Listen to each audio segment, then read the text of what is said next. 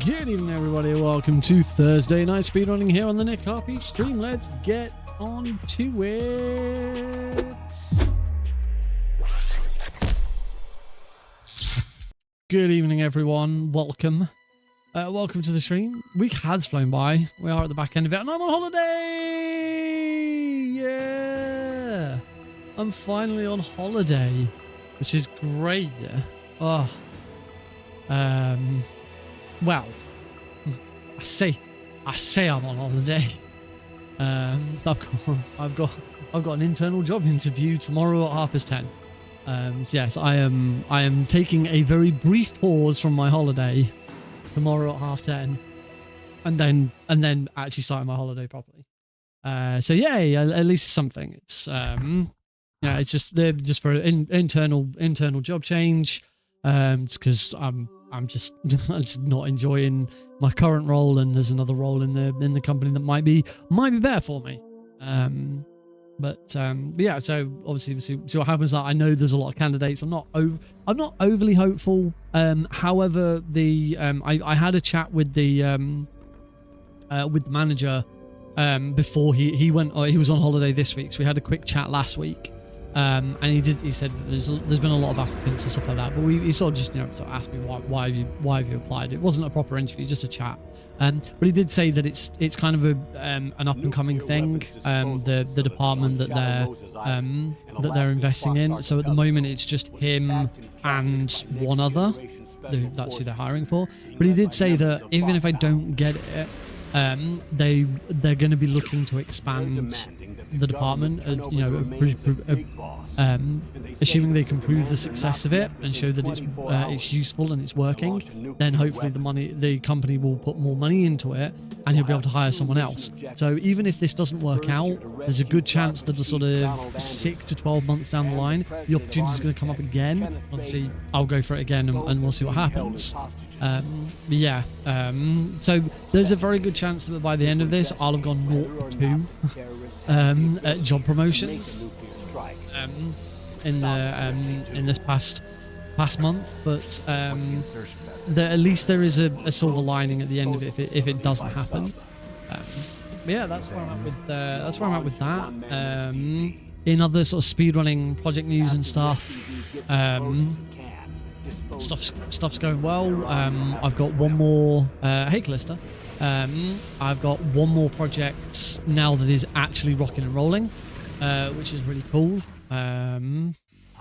Can't say what it is yet, because it hasn't. Someone in that project has changed their Discord name, has changed their Discord profile picture, and it threw me off for a second. Yes, it hasn't been publicly announced yet, but it will be very shortly. So if you're in certain speedrunning spheres, keep an eye out. What socks are we rocking today? That's a good question. If I can pick my foot. That's my leg. And finally, in charge of them. SpongeBob socks today. Wish I could turn them to show. Liquid Snake. The man with the same coat. I spin around this way. The nuclear weapons disposal facility covers the whole island. Something happened last Thursday when I was driving home. I had a couple of miles to go. And then I kick it. Hey, Cosmic. Black Op. Don't expect any official support. Oh, they say chicks love nerds. Oh, thanks for the clip as well. That's one to put on the socials, isn't it? Lovely. So yeah, so I'd say one project hasn't is due to be announced shortly. So taking my current project up to 3. Other projects are in the background, work still being put towards them.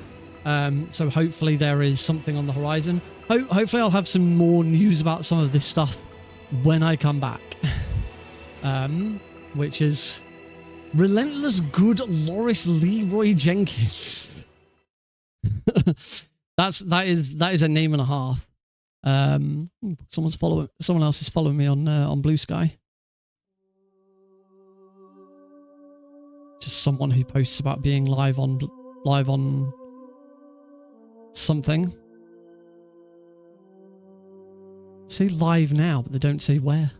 Anyway, this is besides the point. Let me sort my desktop out so I can see everything that I'm doing.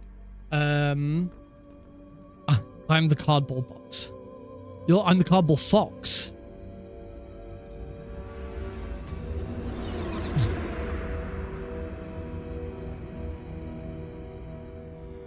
I'm the cardboard fox on Blue Sky.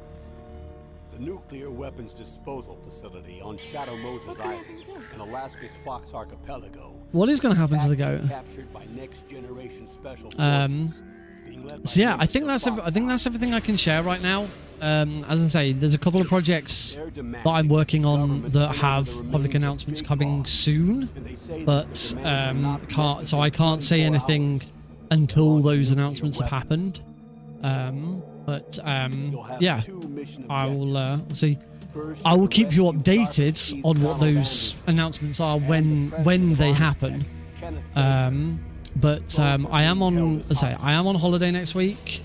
If you follow me on Blue Sky, you may have put a note, you may have seen that I put out a post yesterday about sort of how I'm doing at the moment, and sort of about the fact that this holiday's coming up, and I really need it. Yeah, I was in the office yesterday, and at one point in the day, I just felt awful. And it wasn't because I was ill or anything. I just felt like crap. I was just like, my hands were shaking a bit, brain was, head was racing and stuff like that. And this was kind of when I realized, oh, I actually hate my job right now, and it's actually having a really negative effect on me. So hopefully things are on the up in the future. But as I say, this holiday that I'm having is going to help. And some of the stuff that's happening with speedrunning, people play it jealously, people playing Delta early. We have got that to look forward to as well. It is time to explore options. I got to be careful though with I can't just drop everything and move on, because this training course that I had a few weeks ago, I would probably have to put money back. I'd have to pay back money for it because I've left like within a year of doing it or stuff like that.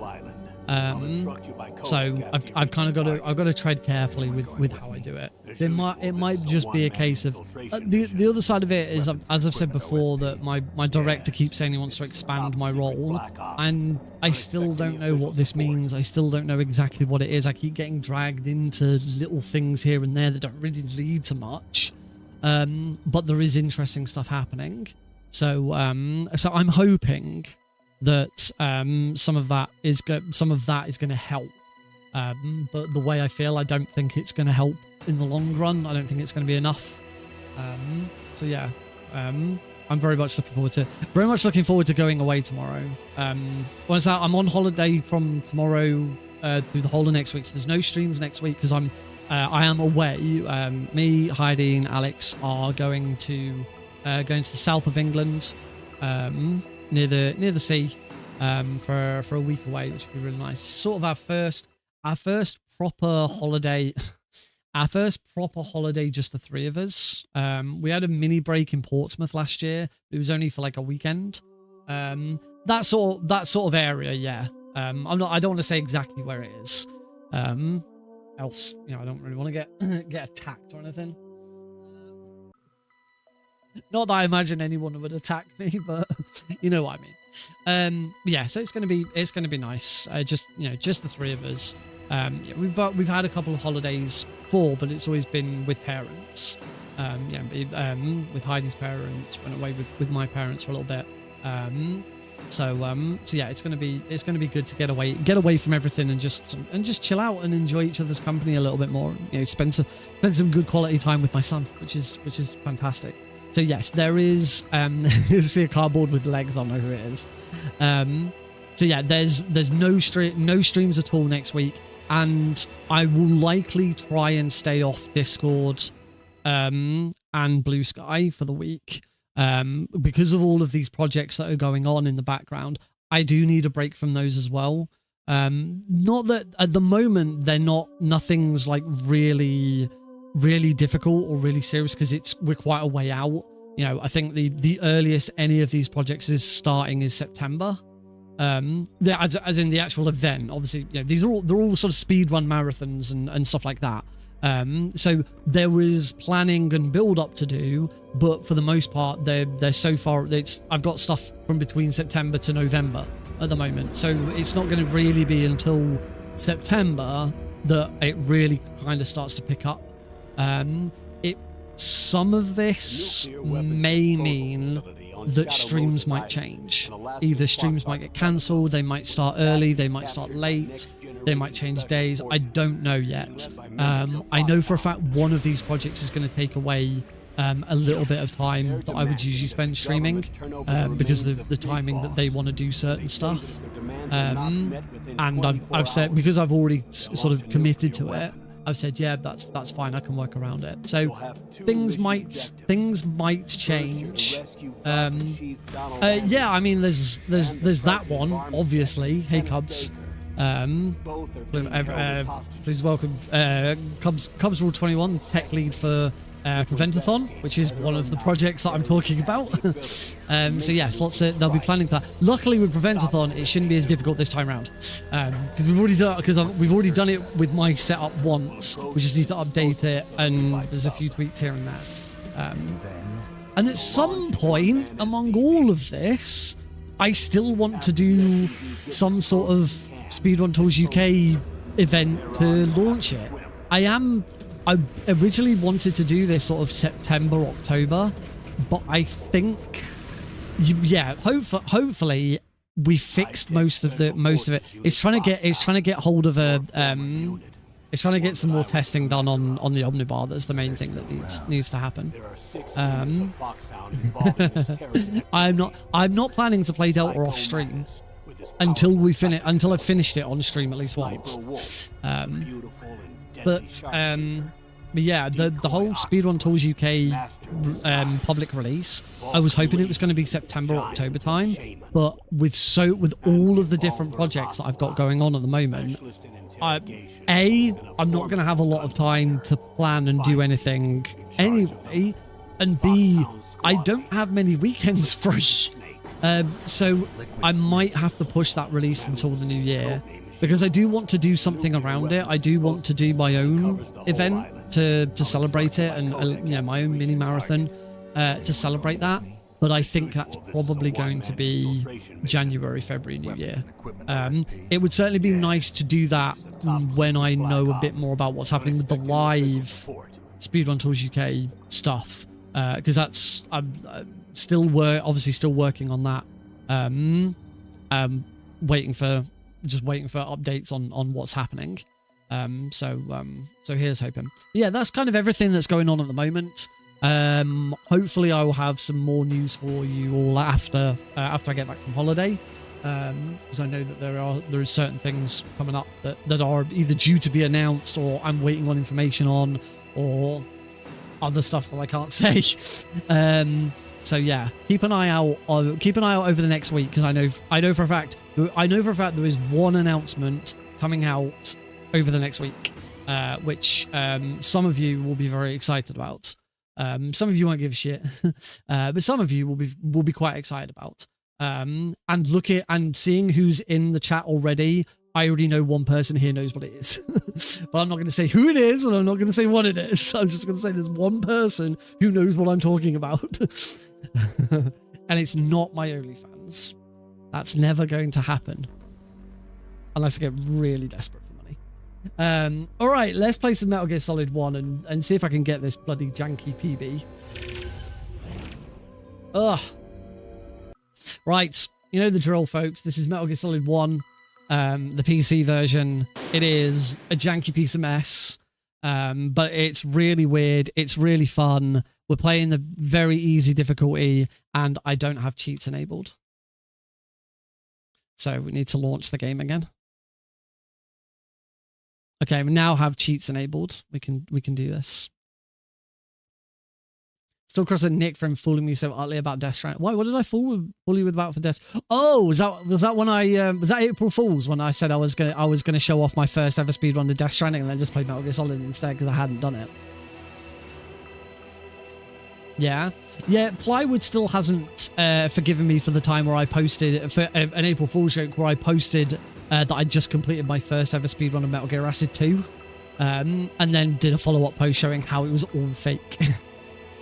It's a janky piece of mess, but it's our janky piece of mess. Right, before we start, I'm gonna practice. I want to practice two things. I want to practice inserting the red PAL key, just because we used Pazzo's new route for this, and I just want to make sure I've definitely got it right because it was it was janky. It was janky as shit. So for inserting the red PAL key now, we go to the computer. We answer this codec. We area reloads. Call Otacon.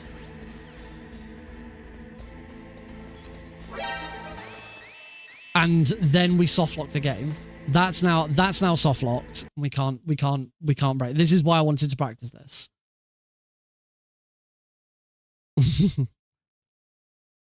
You should comment. You should comment on every single European Extreme YouTube video you can find. Speedrunners love it when people tell them how they've already beaten things or found tricks. That's the best thing that you can tell a speedrunner is find a speedrunner's video where they're talking about a trick that they've done. Find a speedrunner where they're talking about a trick that's recently been found and tell them that you found it 3-4 years ago. You just never told anyone. Because that shit happens all the time and it's really... it is amazing how... Well, thank you very much for the follow. It is amazing how often that happens. You know, like my Boba Skip video, I've had like so many comments over the years saying, oh, this was known about in 1999. This isn't new. It's like, well, why didn't you say something? It's like, it's not a discovery. And it's like, well, it is a discovery. You just didn't, you know, because it's only been discovered now.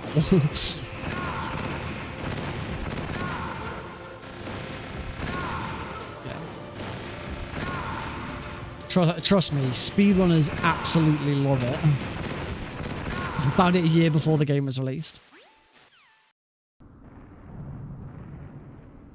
This was I didn't really care about Rex. I wanted to practice the thing and I figured I might as well just go straight into Liquid. I do want to practice Liquid because my Liquid's been really bad lately. Like, freaking, my Liquid is just so awful.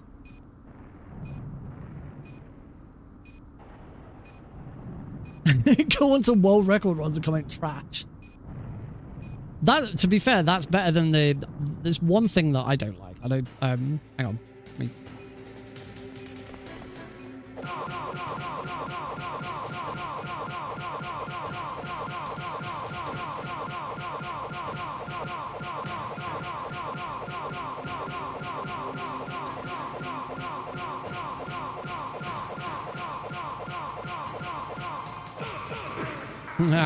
Screwed that up, didn't I? Ah, no.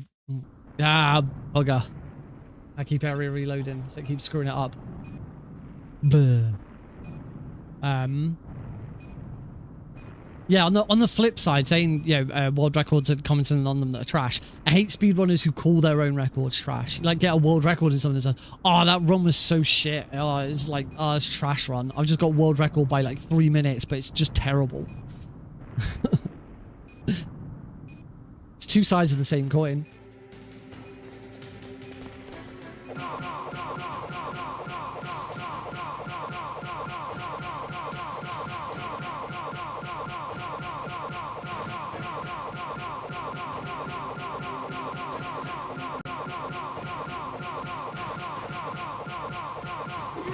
That's better. That's what I can't do during a run. All right, let's do this. Let's go for it. See what happens. This is start. This is start.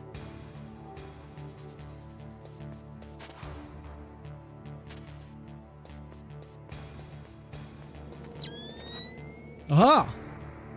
Now I look like this.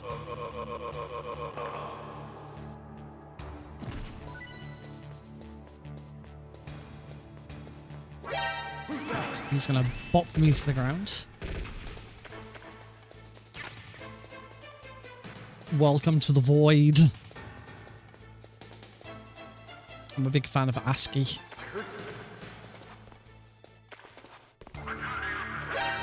That was shit. That was cheeky. That was such a cheeky little alert. I loved that. Oh my god, get a room. Jesus.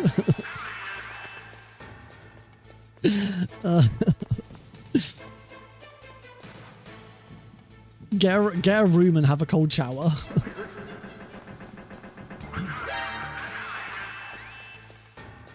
What's gonna happen? What's gonna happen to you, Wig, when they announce that they're making a Metal Gear Solid 2 remake in the same way, and we're gonna get brand new Raiden, never mind Rykov? It's gonna be like all your Christmases come true at once. You can't get Boba Skip to work, JN.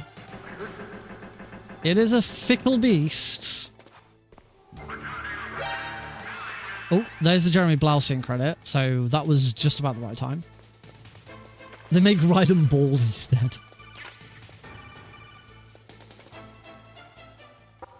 Yeah, the prophecy was true. Raiden's wig is because he has to wear a wig. It's not that he can wear a different wig. It's his actual hair is a wig. Incorrect position, even though I get the correct animation. Ooh.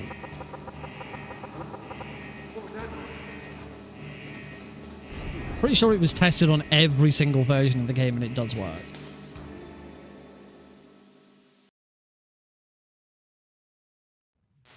A new discovery that I haven't tested yet, but someone mentioned to me on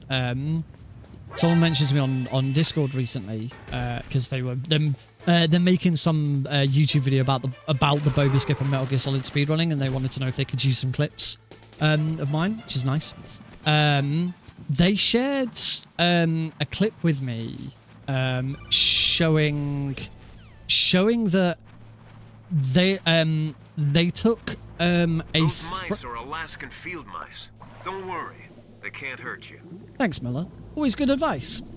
They took a French save. A save file of the hey John. A French save file from the French version of the Master. I believe this is on the Master Collection, and transferred it over to an English version. And when they did so, the door, the Boba Skip door was just open, and you could use it as normal. Boba Skip was not required.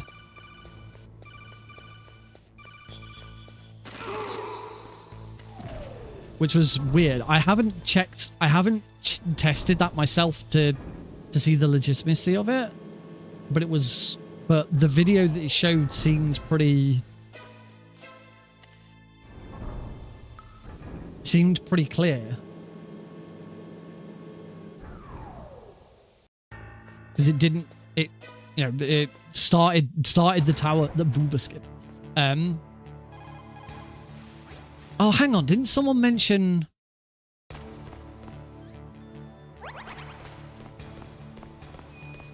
Someone mentioned... I'm stopping. I'm not... I've kind of stopped here. Somebody mentioned on Tuesday's stream. I think it was Pazzo mentioned on Tuesday's stream that codec call isn't necessary. I'm gonna reset because I've already wasted a load of time. Let's go from the south. Reset. I'm pretty sure they said that codec call is not necessary. Managed to sequence break the PAL key section, skipping Ottocon's codec call. So you just See, area reloading there doesn't work. You have to make that call. Because you have to make a call.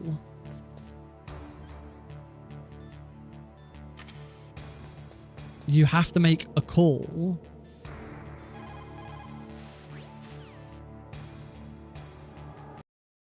In order to progress to this point. Now this is all going to fail because I haven't taken any damage. Because now you'd reload here to bring Johnny over. Yeah, I'm sure Pazzo mentioned that call wasn't necessary. But I don't know what else you're supposed to do. I'm just going to have a quick look at the... I don't know... I'm going to have a quick look at the current world record. I wonder if it might be something to do with all bosses. Because Pazzo has done a lot of all bosses. So I'm just going to have a look at...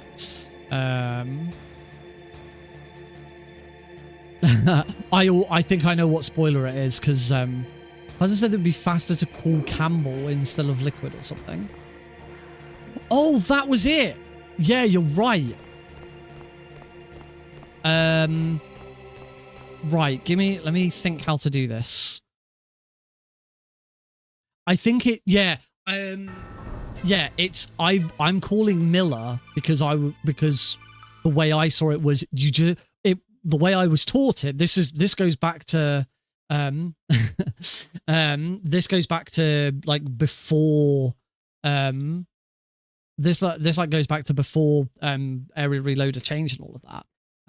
I was taught that all you do is you just call the codec because that advances. You see it, you call the codec and then you press hey. You call the codec and then you area reload because the codec is the trigger for the next stage of the prison section to go on. So the game reloads, refreshes, says, the codec story flag's been missed, has already been hit, so we're back in the room for the second time. Move on. Otacon, we're here with Otacon. So what I need to do to test this. Only thing is this won't have any weapons in it. Chaff grenade, that'll work. There we go. That's it. That's all I needed. I just needed to damage myself.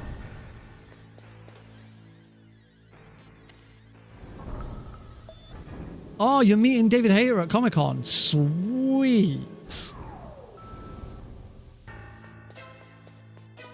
Oh, that's awesome. Right, so call Campbell. An area reload. Then area reload after eating the ketchup.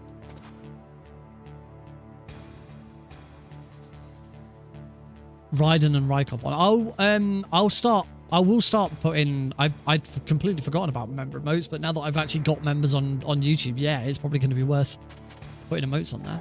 So I think now what this means now is we won't get this codec call from Campbell.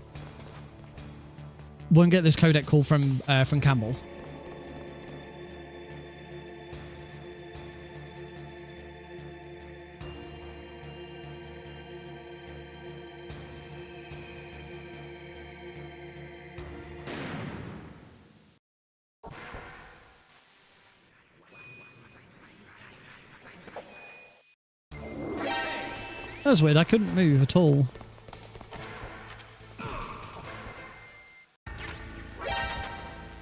Oh, I forgot to equip the card. Cool.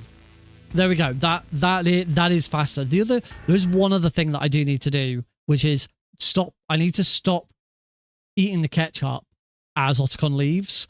You want to area reload, because you have to wait like a second or two for Otacon to start leaving and get control. I just need to area reload immediately, and then you eat the ketchup once you're with Johnny. Pretty sure that works. I'm gonna try. I'm just gonna check that does work, because I don't want. Oh, I need to close Steam. It's causing me some problems. Right. That'll be awesome. Oh, congrats, dude. Okay, so we go in.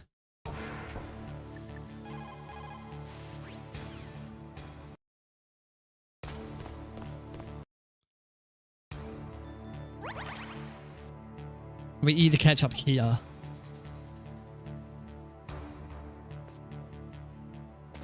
And this should still work.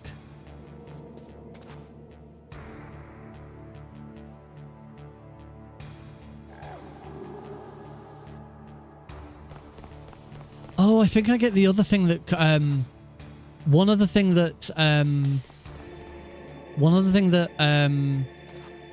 Hazo mentioned was that you have to swim out the door. And that's because the game, I said that I couldn't control Snake at any point. And I think that was because, yeah, normally you can like take a bit of a run out the door. You can't because the game, the game's taken control away from you because it's expecting this phone call.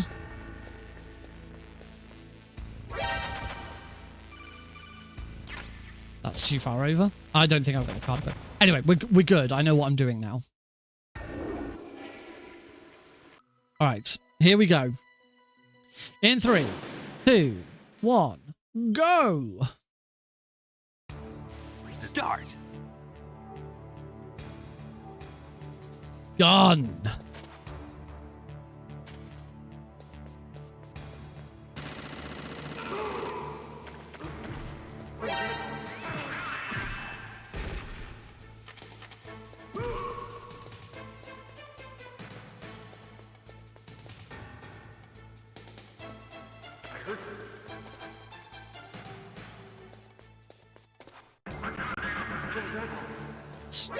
Two alerts. Run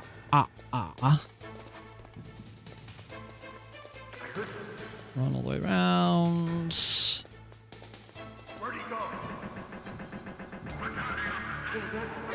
Three alerts.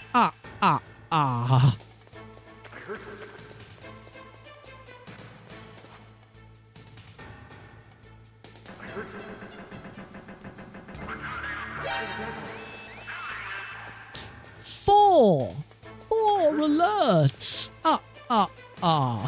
Where'd he go?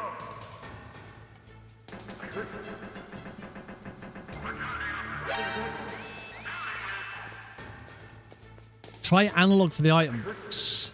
Approach someone from the left, you can turn it into a tighter angle than normal. Ooh. That sounds like something that I could really, really mess up badly with.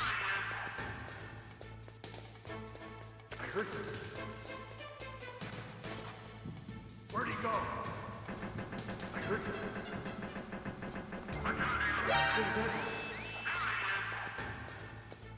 Simon, what are you saying? Maybe we'll get that as a redeem.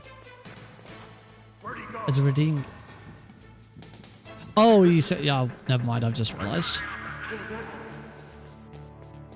Ignore me. I've realized what you were saying. My problem is I'm really bad at using the analog stick because I've played for so long using the D-pad.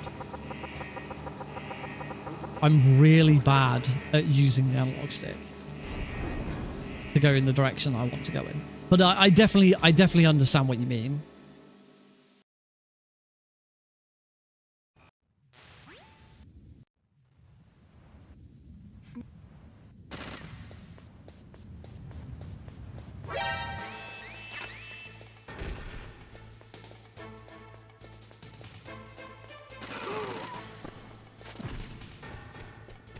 And in we go. So far, so good.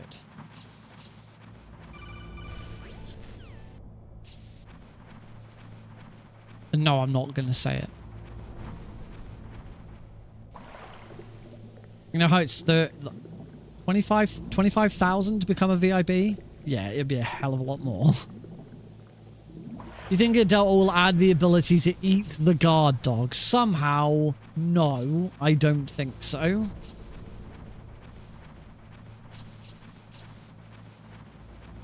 I very much doubt that is what's going to happen in Delta. Remember, it's a Japanese game, not a Korean game.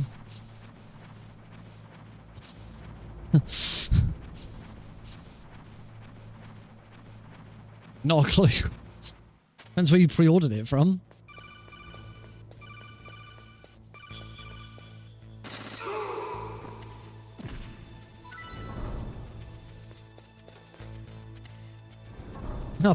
Oh, that joke was worth a clip, really?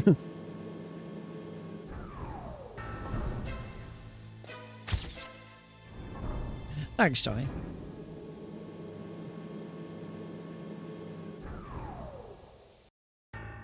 One elevator reload later. Right, called Campbell.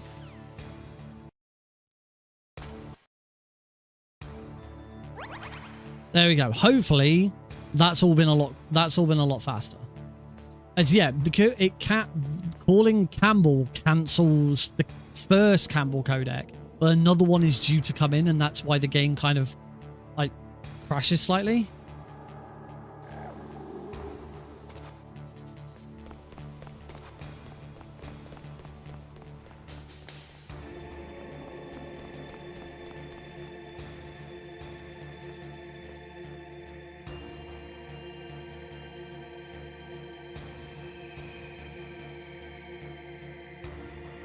So hopefully this works. Yeah, it does. Oh, and I've crashed the game. Oh, wait, no, I haven't. I didn't realize you could go back.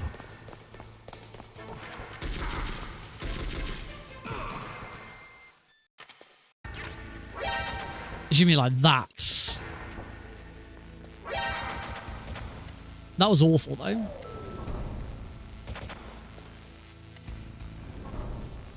The fear tastes like spiders. Ew.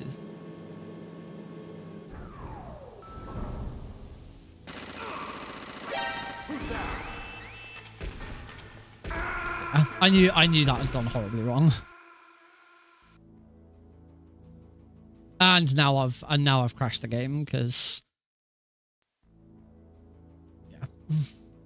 Let's yeah, I knew that had gone horribly wrong. Let's try that again. Whoops. Reset. Right, so I do want to swim out, but not too far. You can walk back into that cutscene, but you kind of don't want to. Classic Nick choke. That is actually a classic.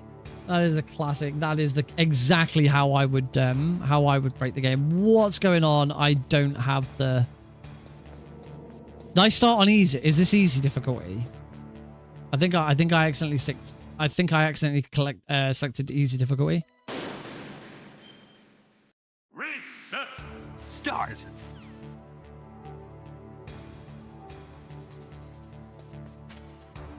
I know I definitely selected. Oh,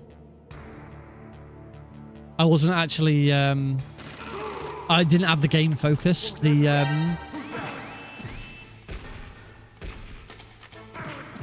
Whoops. Yeah, I didn't have the game focused, so hitting 2 didn't work. Oh, this is awful.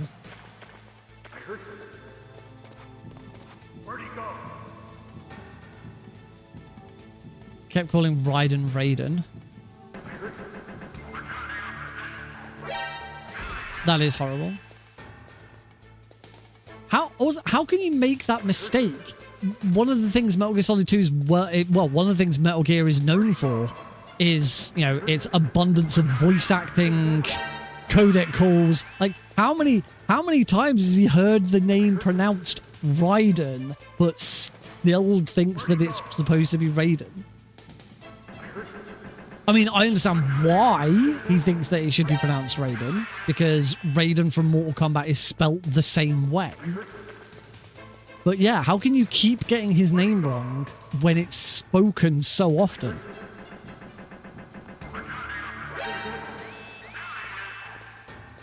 And he continues to say Raiden. Where'd he go?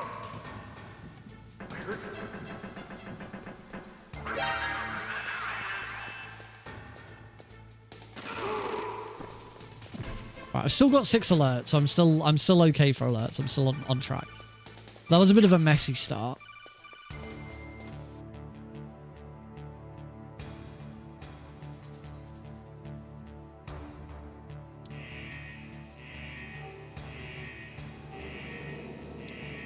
That is also a very likely scenario.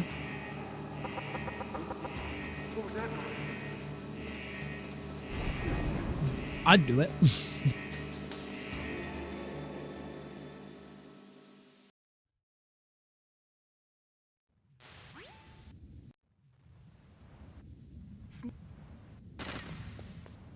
That's bait. It's not working. I'm not angry at all. Obviously. Oh my god. So what you're saying is all I've got to do to piss you off is to call you Raiden's wig. Oh my god, why have you given me this ammunition? Hey, Lubacolis, thank you. Sweet, it's done. All I've got to do now from now on is just keep calling you Raiden's wig. What? I don't understand why you tell me this story and give me this ammunition, because that is so easy. Oh my god. Why would you do this to yourself? That works for NASA. He's going to do drop a space shuttle on my house.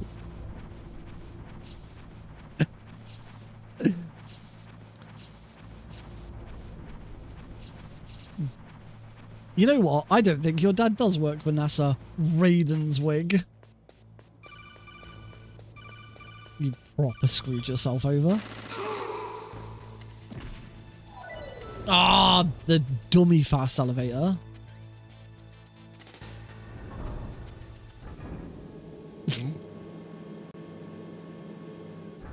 Don't go to sleep.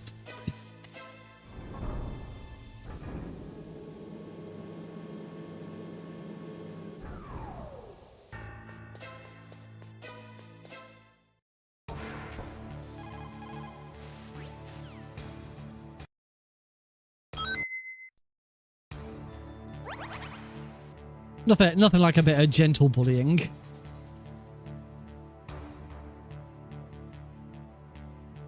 That was a gold split. Oh, have you got the double? Yeah, of course one of you's getting the double. I still need to. I keep saying I need to look into that. Oh wait, you're not getting the double. Oh my word, it's working for once. You're not getting the double.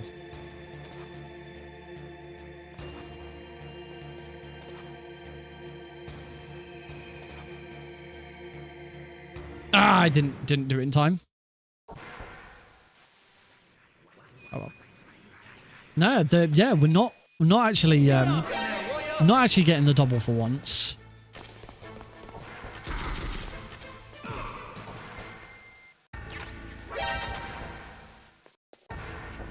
That was analog stick, and that was much smoother.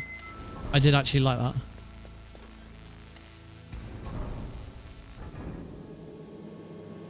So yeah, managed to save just a little bit of time.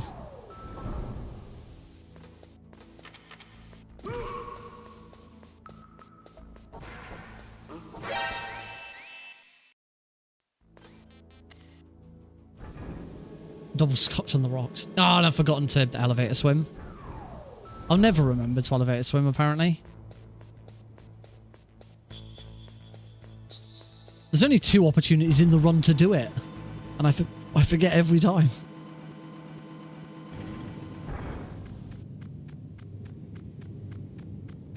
Hey, Sanjay. Can't believe we've not got the double today. The system works. I wonder if it's because of my new thing.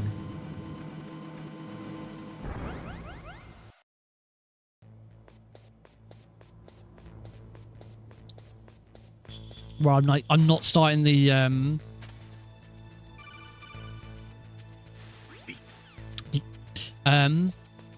I'm not starting the YouTube vertical stream until like there's a, oh, I've gone the completely screwed myself over and went the wrong way.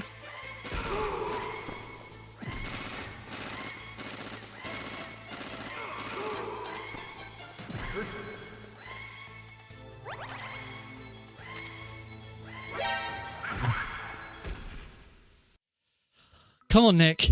Remember what we're supposed to be doing. Yeah, I'm starting to try and do this thing where I don't start the YouTube vertical stream until like there's only a minute left on the clock. I don't know if it's a YouTube thing or what. I always tend to find that I get like 2 or 3, or more viewers right at the start of my YouTube stream. So I don't know if like YouTube's algorithm pushes YouTube vertical live vertical streams, like pushes them into the feed when they first start, and that's like the most optimal time. The problem is for anyone just flicking through YouTube and they come across my stream, the first thing they come across is a 5-minute timer until they start. And the whole point of YouTube vertical streaming is it should be there ready to go. You don't want that 5-minute timer. So I'm trying to get into it. I think I'm going to try and... I don't think there's a way of automating it because I forgot on Tuesday. I started doing this on Tuesday and I got like partway through my first run of the evening and then had to start the YouTube vertical stream because I'd forgotten. So unfortunately, I don't think there's a way of automating it, but I want to start doing this more. I wonder if not having both of those go live at the same time is fixing the problem that I have where StreamerBot will send the same YouTube message, the same chatbot message twice to the same YouTube stream and not to the other one. So in the past, like the YouTube vertical stream, it was usually the vertical stream that took them as well. The vertical stream would get 2 copies of every message my chatbot sent out, and the horizontal stream would get nothing. But I wonder now if, because they're not going live at the same time, StreamerBot is doing a better job of crossing over. So hopefully that's the thing. Let's see if I can get any further than that was the furthest I've gotten so far this evening.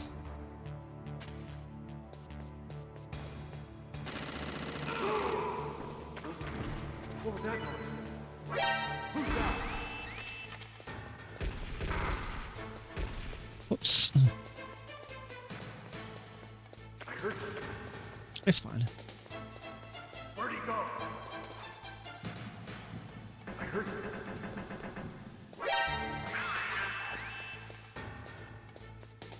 I heard it. Bum bum bum bum bum bum. Where'd he go? Bum bum bum bum bum bum bum bum bum bum. Ooh. You don't actually see me. Come on. There he is. Ba ba ba ba ba ba. Ba ba. Blah blah blah blah blah. Blah blah blah blah blah. I can guarantee that after so many resets and restarts, we're going to get into a really good run, and then Boba Skip's going to completely destroy us. Where'd he go? The amount of bullets I have. All that number. I mean, it's infinite. Oh, sorry. You said I read that as you should call that number. So you were then going to say like I should call that number the Wiggy. 999/999 from here on out is called the Wiggy. I didn't realize you meant I should call it. I should call 999/999. Don't know what would happen if I called 9999. Obviously, I know what would happen if I called. I know what would happen if I called 999. I don't know what would happen if I called 999,999. Anyone ever tried it? I don't want to try it. Sounds like something I'd get in trouble for.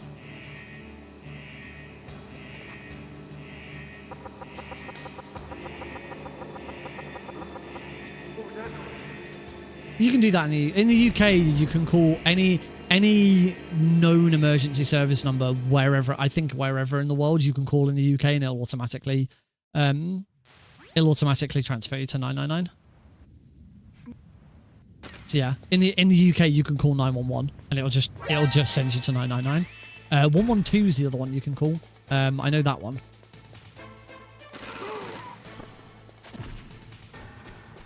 When Americans play very easy, they have 911 bullets.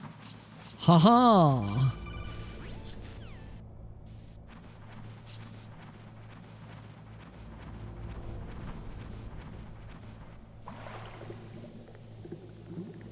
Those weird Americans. 5 hours in the past. Give it the times, folks. Give it the times. It's nearly 9 o'clock.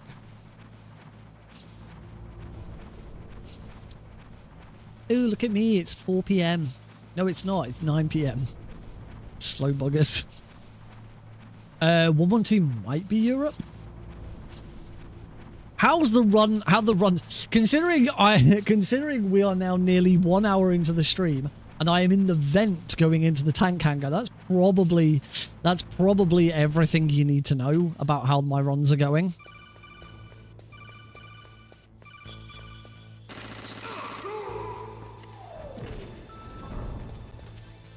There is one other time save. One other time save there that I really should have a go at, which is pushing the button and then turning around and killing the guard so that so that you're killing the guard whilst waiting for the elevator.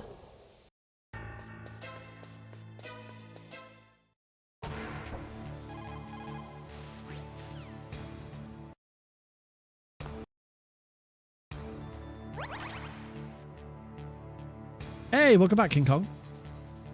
It's going okay. You don't do wrongs but prefer Doc. Oh yeah, I'm like mad simping for Doc ILs. You should see me. Every single stream I do, it's Doc ILs. We do so many. I should do that as a stream one day. I should just do 100 Doc ILs. Does the GOG version run with 60 FPS with mods? I don't know. I don't know whether I'm running at 60 FPS or 30 FPS at this moment in time. Keep on swimming, keep on swimming, keep on swimming, swimming, swimming. Right. All I want to do is just step out the door slightly. That'll do.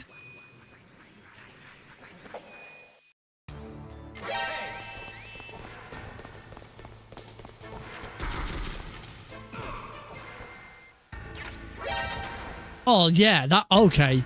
Okay, B-Man in with the best advice this evening. That was awesome. That angle was fantastic. I'm 12 seconds ahead. Yeah, I believe it is hard code to 30 FPS.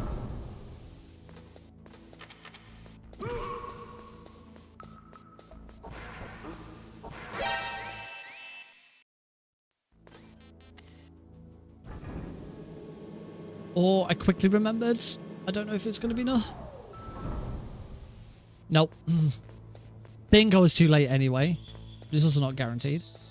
Oh, VE is a joke. Like, this is not a serious category in the slightest. It is a complete joke of a category. No! And then I go and spoil it all by not being quite the center. Get hit by a claymore! Oh my god. Weird kill glitch thing that Pazzo showed you. Which one was that? Which one was that one? The weird kill glitch. Oh, that's not a... sorry, yeah, I know which glitch you were talking about. Unfortunately, that's not doable on any percent. It's only doable on all bosses. Not gonna look at all bosses just yet. I'm gonna like... Well, when I come back from holiday, I should have a look at all bosses because we've only got like... What's the date to... Where are we at date-wise? Right now, it's the 7th. I'm on holiday. So I'm on holiday next week. The week after, there will be 2 streams, one on Tuesday the 19th and one on Thursday the 21st. Unless the Thursday the 21st, I've got something. I might have something on Thursday the 21st. I can't remember, but I'll shift it to a different day if that's the case. I know I can't shift it to Friday because my parents are here Friday through the weekend. So yeah, so next week, holiday. Week after that, we could do some more bosses. Week after that, Delta's out. So we've only got 1 more week of Metal Gear Solid 1 after this. Start. And yeah, with all bosses, and very easy, there's a lot to look at. Oh, I was actually hoping I'd get an alert from him.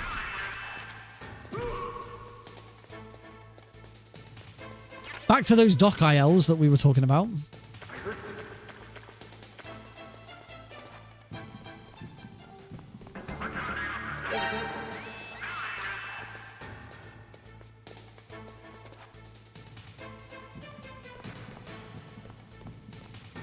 I am quite enjoying my my snake eater break. Yes, I have it pre-ordered, so I should have it on the Tuesday. Which reminds me, I need to make sure I'm not in the office that Tuesday. Or if I am in the office that Tuesday, I need to make sure my computer is on and I have access to it remotely so that I can start installing it. Where'd he go?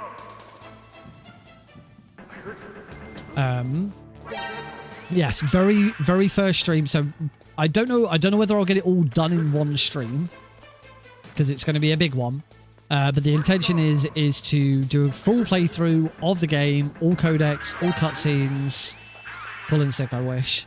All codecs, all cutscenes, and get every keratin frog and every Gakko duck on the first playthrough. There won't be a speed run, but it will be Doc Isle again. It won't be a speed run, but it will be a collectathon, trying to collect all of the ducks and frogs on the first go. So we know where they all are, and we're ready to learn to speedrun it. So yeah, that's the intention, assuming it all plays out. So I need to make sure. I need to check my I'll check my work calendar and actually see. This is where I found out like I've got to be in the office because there's some sort of big meeting on or something.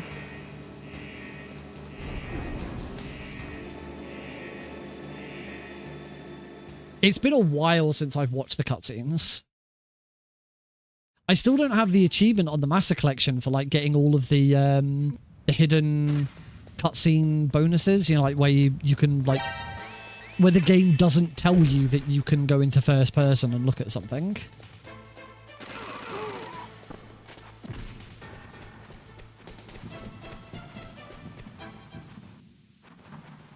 Yeah, I still haven't got that achievement. I really should try and get all the achievements in MGS3. I should try and get all the achievements in the Master Collection, but for 1 and 2, that includes like doing all of the VR missions, and fuck doing all the VR missions.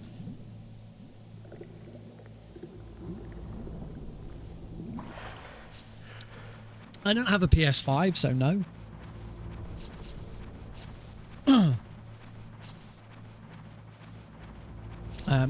So yeah, without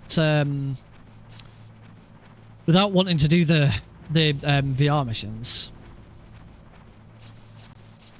Oh god. I've heard MGS 1's fine on Switch, but 2 and 3 are not good. Do you not have to do them all on Master Collection for any achievements?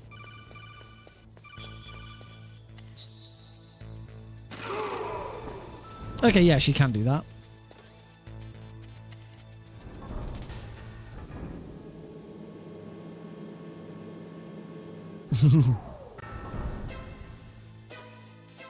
I don't know if anyone has attempted has done any research into the Master Collection on Switch 2. I imagine it runs great on Switch 2.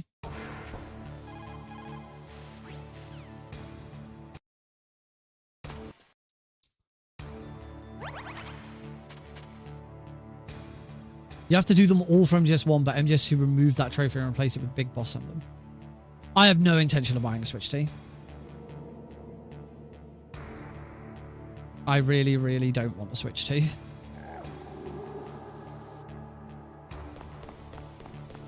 I don't see the point.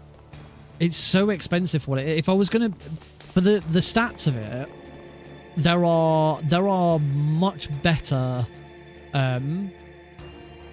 There are much better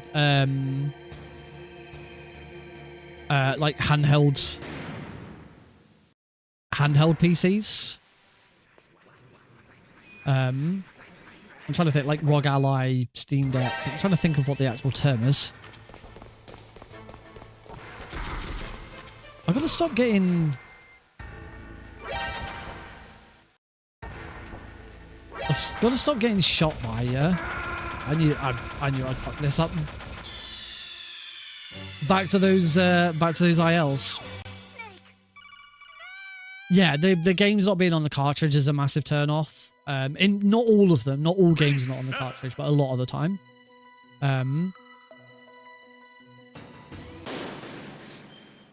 Oh, and you know, and there's the whole RTA in Japan debacle where they're not... RTA in Japan is not having any Nintendo games because Nintendo have hit them with a, I know you can't do this because you need a license to play our games on stream. It's just... They're so anti-consumer, it's insane.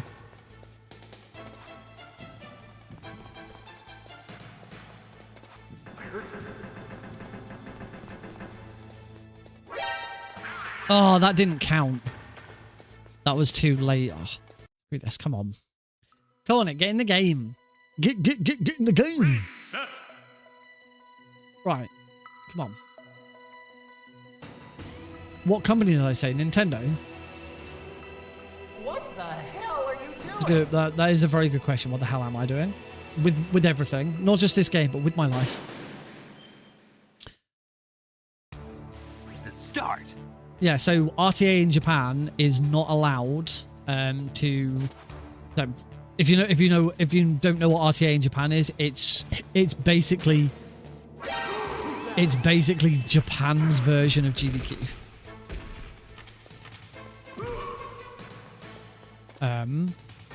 Very, very, very big, successful.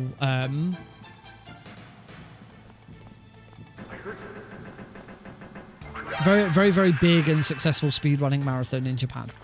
And yeah, because Nintendo Nintendo basically requires any content creator to have a license from Nintendo to stream their games. Never heard of them. So if you're a content creator and you want to stream Nintendo games, technically you should have a license. And there was a couple of years ago when Nintendo started going after some really big YouTubers, and started like using content ID and basically screwing their channels over by flagging their videos as copyright. It is bad optics. I'm pretty sure RTA is for charity.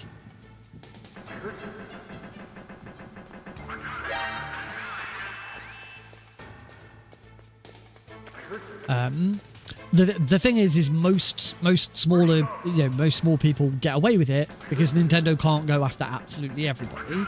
And I think they are more protective of their first party stuff than they are non-third. I've never had any issues streaming Twin Snakes, for example. That's... Oh shit, he's still here. Okay, he's dead now.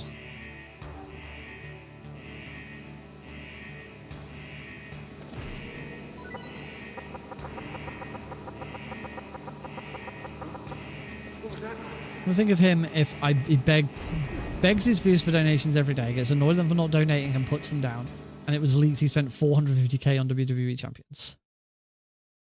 What a douche. That does not sound like the kind of streamer that I'd watch it anyway. So I definitely don't. And you hear stories about those kind of people all the time. There are some weird people online. Yeah, you mentioned Darkside Phil. Have you mentioned him before? Because that story sounds familiar.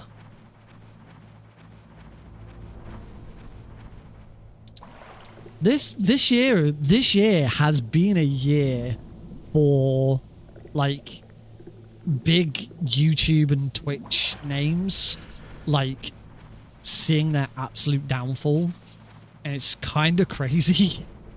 I can think of 3 particular instances. And one is only unraveling right now, which is crazy. Actually, I can think of 4 instances. Thanks for dropping by, King Kong. Have a good one. I can think of 4 instances actually.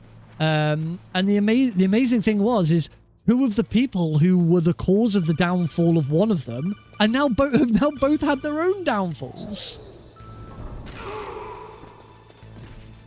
So that's the other advantage of killing that guard afterwards, because if you get a fast elevator, you don't need to kill him.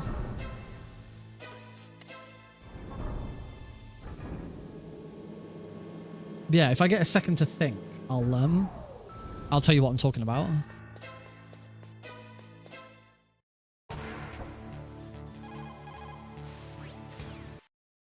Ah, crap. Crashed again because I area reloaded too early. Even when I shut up so I can concentrate. Right.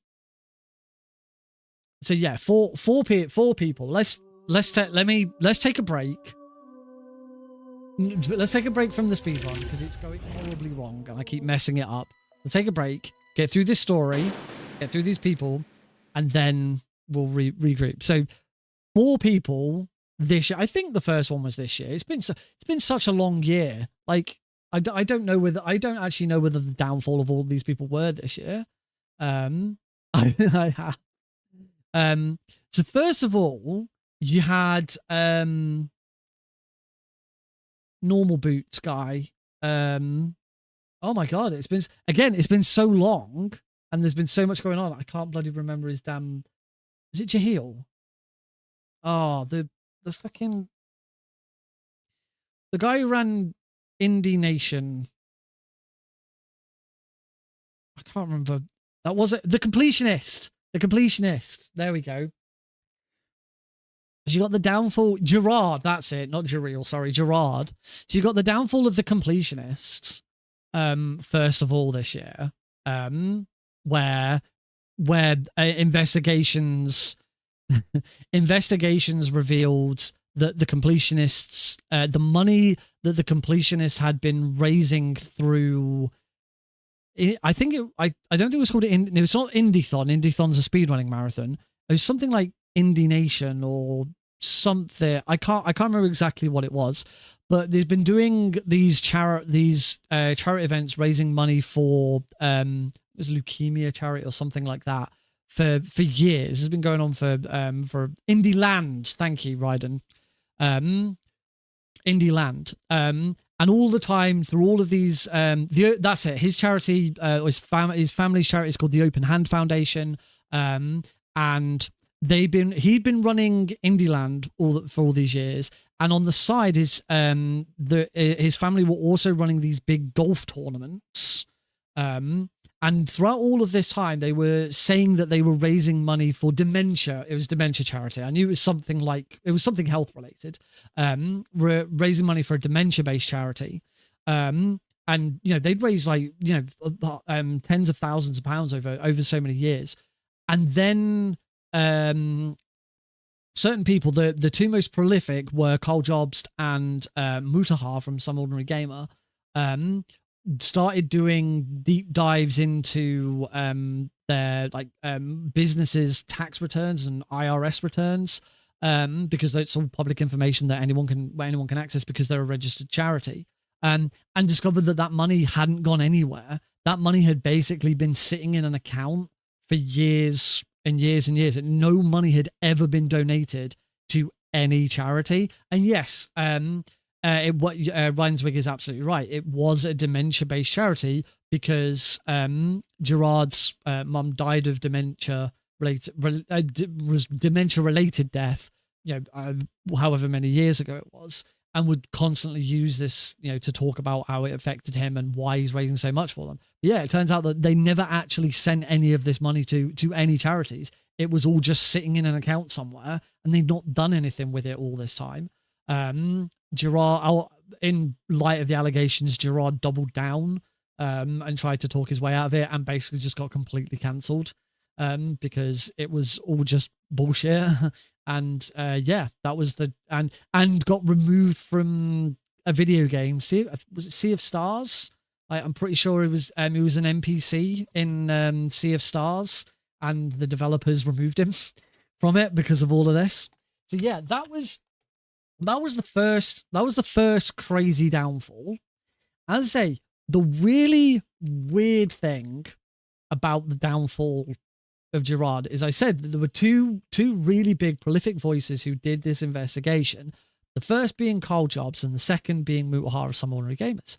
Now, Carl Jobs has also had a bit of a downfall this year. If you didn't know, Carl Jobs was sued by Billy Mitchell.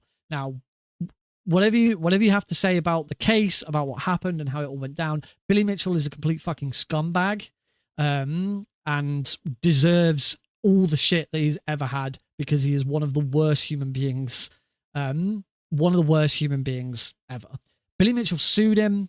It went to court. I read up on there was a blogger called Perfect Pac-Man who actually went to Australia, went to the case, made notes, and then did like a blog of each day. And I followed it. I read it all. I was really interested in it all.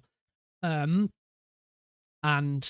yeah, he lost. Carl Jobs lost to Billy Mitchell. And I was really surprised when I first heard it. But then when I actually read more into it and learned about why and what happened, it all made sense. And it was like, yeah, actually, it's right. It was. And the reason why is because Billy Mitchell's, Carl's defense basically said, but Carl's defense was basically saying that Billy Mitchell didn't have, go and have a look at who Billy Mitchell is, and you'll instantly realize he's a complete scumbag. For some context, apart from being a complete scumbag and like trying to sue lots of people for saying that he cheated in video games, he did cheat in video games. He's cheated on several occasions when trying to post world record runs of Pac-Man and Donkey Kong. And there's enough evidence to show that he... And when I say cheated, it's not like he did something in the game. It's things like the world record was suggested to be on original hardware, and there's evidence to show that it was on an emulator, which, you know, emulators aren't always 100% accurate, and there's a reason why those records are done on original hardware. And there's lots of stuff that suggests that things have been manipulated, and he's lied and he's cheated. And he always claims that he's the video game player of the century, which is complete bollocks. He's good at 2 games. He's probably good at a couple more games than just 2, but that's all he's ever known for, and it's all complete bollocks. And as I say, he likes to get his lawyers involved, and anyone he doesn't like or doesn't like what they have to say, he tries to sue them. And here's where we get back to Carl. So Carl's defense throughout the whole of the trial was him trying to suggest, and use character witnesses to try and back him up, was basically suggest that Billy's reputation was already at an all-time low when Carl released the video that Billy was suing him for, and basically saying that he was saying Billy's argument against me is that I damaged his reputation, and he's lost out on lots of money because of lies that I supposedly said in my video. That's not true. Billy's reputation was already really bad in the community. And therefore, my videos did not cause any further damage. The problem is, and the reason why he lost is, that's not why Billy was suing him. Billy wasn't suing him for defamation of character, because he's saying that he's fallen on hard times because of it. It was Billy was suing him because Carl made insinuations and close to allegations that suggested that Billy was partly responsible for Apollo Legends' suicide, which he did not properly defend. He did not properly defend the statement that he made in that video. So he made statements in the video that suggested that was the reason for it.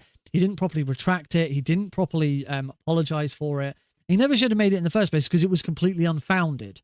It never it was most specifically Carl suggested that due to a legal battle that Billy and Apollo Legend had, Apollo Legend had been forced to pay out Billy large sums of money as part of that settlement, and that was one of the causes of Apollo committing suicide, because he just couldn't deal with it all. And it turned out through various bits of communication, both from Billy's lawyers, and also Apollo Legend's brother, that wasn't true. Apollo Legend had never paid out any money. The only thing Apollo Legend, I believe, did was revenue from videos that Billy had sued him for, then had to go to Billy or something like that. As I say, don't get me wrong, Billy is still a complete scumbag in this situation. Neither of them deserved to win. Do I have enough money for a court case? No, Raiden. I don't have enough money for a court case. You can sue me for calling you Raiden if you really, really want to. Do you have the money for it? Because I bet you don't. So yeah, as a result, Carl has been forced to pay a very large sum of money to Billy and Carl. And in the meantime, there have been other videos that Carl has done that has really sort of brought. I used to be a big fan of Carl Jobst. If you watch my Bobasket video, you'll know that there's actually a message in that video directly to Carl, saying, "Hi, Carl, if you watch this and you want to make your own video covering it, because obviously it covers a lot of speedrunning stuff, if you want to make your own video covering this, please reach out to me and I can help you out with whatever you need." Carl never did reach out, but he did use clips of that video in his yearly roundup of speedrunning discoveries. Hi, Waveless. Good. Just taking a break. I'm completely screwing this run up, so we're taking a break to talk about like how crazy a year this has been with YouTube creators. But there's other videos that Carl's released where, particularly in speedrunning, people have not appreciated. There was one specific one. I can't remember exactly what it was about. It was about somebody I think it was about somebody cheating or somebody doing something. And Carl started the video by talking about someone else first and kind of insinuated to the fan base that this person was someone that they should go after. And that person got a load of harassment and shit when they really didn't deserve it. And yeah, a lot of speedrunners came out and was very, very annoyed with Carl about that, and just demeanor in some of these videos. And it's just, I've been completely put off. I know there's a lot of people in the speedrun community that do not appreciate Carl anymore. He does have this very, very sort of higher than thou talk about him. He always thinks of him, he always thinks that his opinion is perfect. He's very sarcastic. So he's a difficult person to watch anyway. But yeah, some of the stuff that's happened, and certainly, as I say, the court case with Billy Mitchell, what he did in that video was completely stupid and should never have happened, because he didn't have the evidence to back up his claims, and he did a really piss poor job of trying to redact it, which the judge was not happy with the way he tried to redact it. So yeah, so that was the downfall of Carl Jobst. That's two of the four. The third one you probably heard because it's all over YouTube at the moment is Pirate Software. I don't want to go into too much detail about that because the difference between ordinary game, not ordinary gamers, Gerard Completionist, I didn't really know beforehand. I'd heard of the Completionist, but I'm not interested.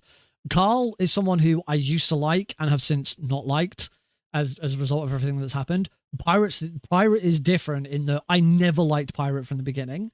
I've never really watched much of his stuff because he started appearing on my YouTube shorts all the time. And every single one of his YouTube shorts is him mansplaining some shit as though he is the complete expert on everything in the world. I did not know that his dad worked at Blizzard and that he worked at Blizzard. That is completely new information for me.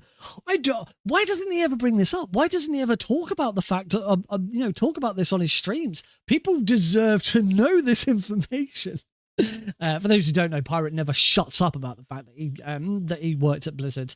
for 7 years. And recently, someone did an interview with his old superior at Blizzard, who also was his flatmate for a month or so, and basically like completely dunked up.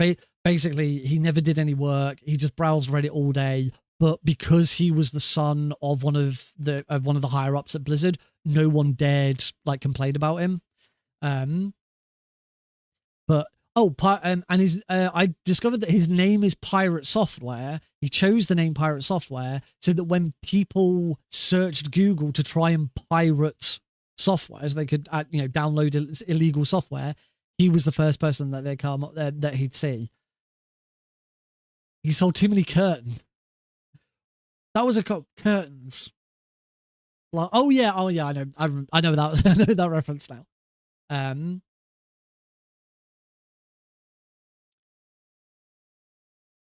Sorry, I just noticed some of the other stuff that Ryden had said, which I think I knew about that one. But yeah, just if you find any of his clips on YouTube, he uses Microsoft Paint.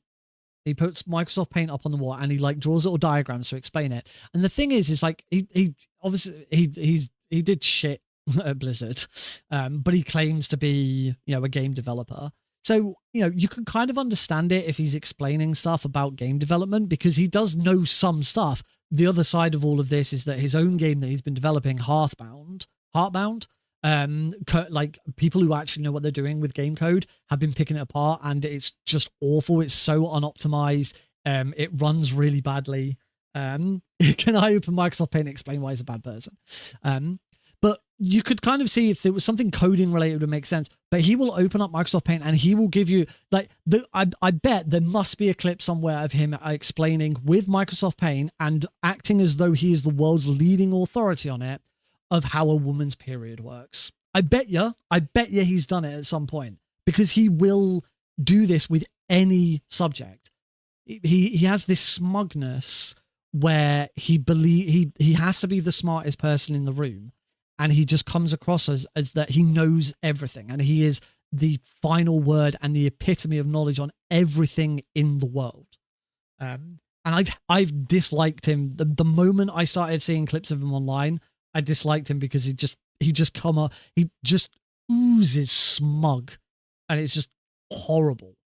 The other reason I dislike him, I have a personal disliking of him for my own personal reason, is because when Pampas and Celine came out, the game developed by Unepic Entertainment, the game that they released after Unmetal, when Pampas and Celine was coming out, Jack Lafere approached Pixel Perfect, we were still going at the time, approached Pixel Perfect about putting on some speedrunning event to celebrate the release of Pampas and Celine. So a bit like if you were around in Metal Gear Speedrunners at the time, when Unmetal came out, we did this big event where we got loads of people to speedrun Unmetal all at the same time for like 12 hours. And we were going to do something similar with Pampas and Celine. And I put in a load of work, making loads of layouts and like doing a load of design work. And then towards the end of it, we then discovered Unepic then turned around to us and said, really sorry, we're not going to do this now because we were going to like give out prize money it was going to be a competition for people to speedrun the game, do it live, and there'd be races and there'd be prize money. And they pulled it and they said, we're not going to do this now. We're not going to put any money into it. We've got a different opportunity that's come up and we've decided to put the money into that instead. Turns out the different opportunity is they paid Pirate Software to do a sponsored stream of it. Now, in fairness, Pirate Software would have pulled in far more viewers than we would have done, and I don't know how many copies of the game were sold off the back of his streams, but it would have been a hell of a lot more than what we would have got out of ours. So from a business perspective, yeah, it makes sense. My learning point from that was I try not to do too much work on stuff until I know something is actually happening and I have confirmation of things before I get ahead of myself. So yeah, I had a slight disliking of Pirate Software because of that. And then after that happened, but I think probably because I must have clicked on his stream, I then started getting him coming up in YouTube shorts and stuff like that. And that's when I really garnered this dislike of this smug piece of shit. Would I box him on a Misfits event? Probably not. I'd be terrible at people ask me this, like, would I wrestle Logan Paul and stuff like that? And no. If there's any fighting involved, no, I would not, because I am terrible at fighting. I don't think I would KO him because I am shit at fight. I am not too much of a manly man to admit that I would be shit in a boxing ring. I would not be able to hold my own against many people because I don't fight. I'm not a fighter. I'm a lover, not a fighter. Never have been and never will be. Unless it's Liquid Snake in Metal Gear Solid 1, then I'll kick his ass. So yeah, if you want to know more about what's going on with Pirate Software, this is still ongoing. Like unraveling all of this shit about him. I'm trying to remember how the Pirate Software stuff actually started. Like what was the actual trigger? Was the actual thing that people started shitting him on it? Oh, I've remembered. Yeah.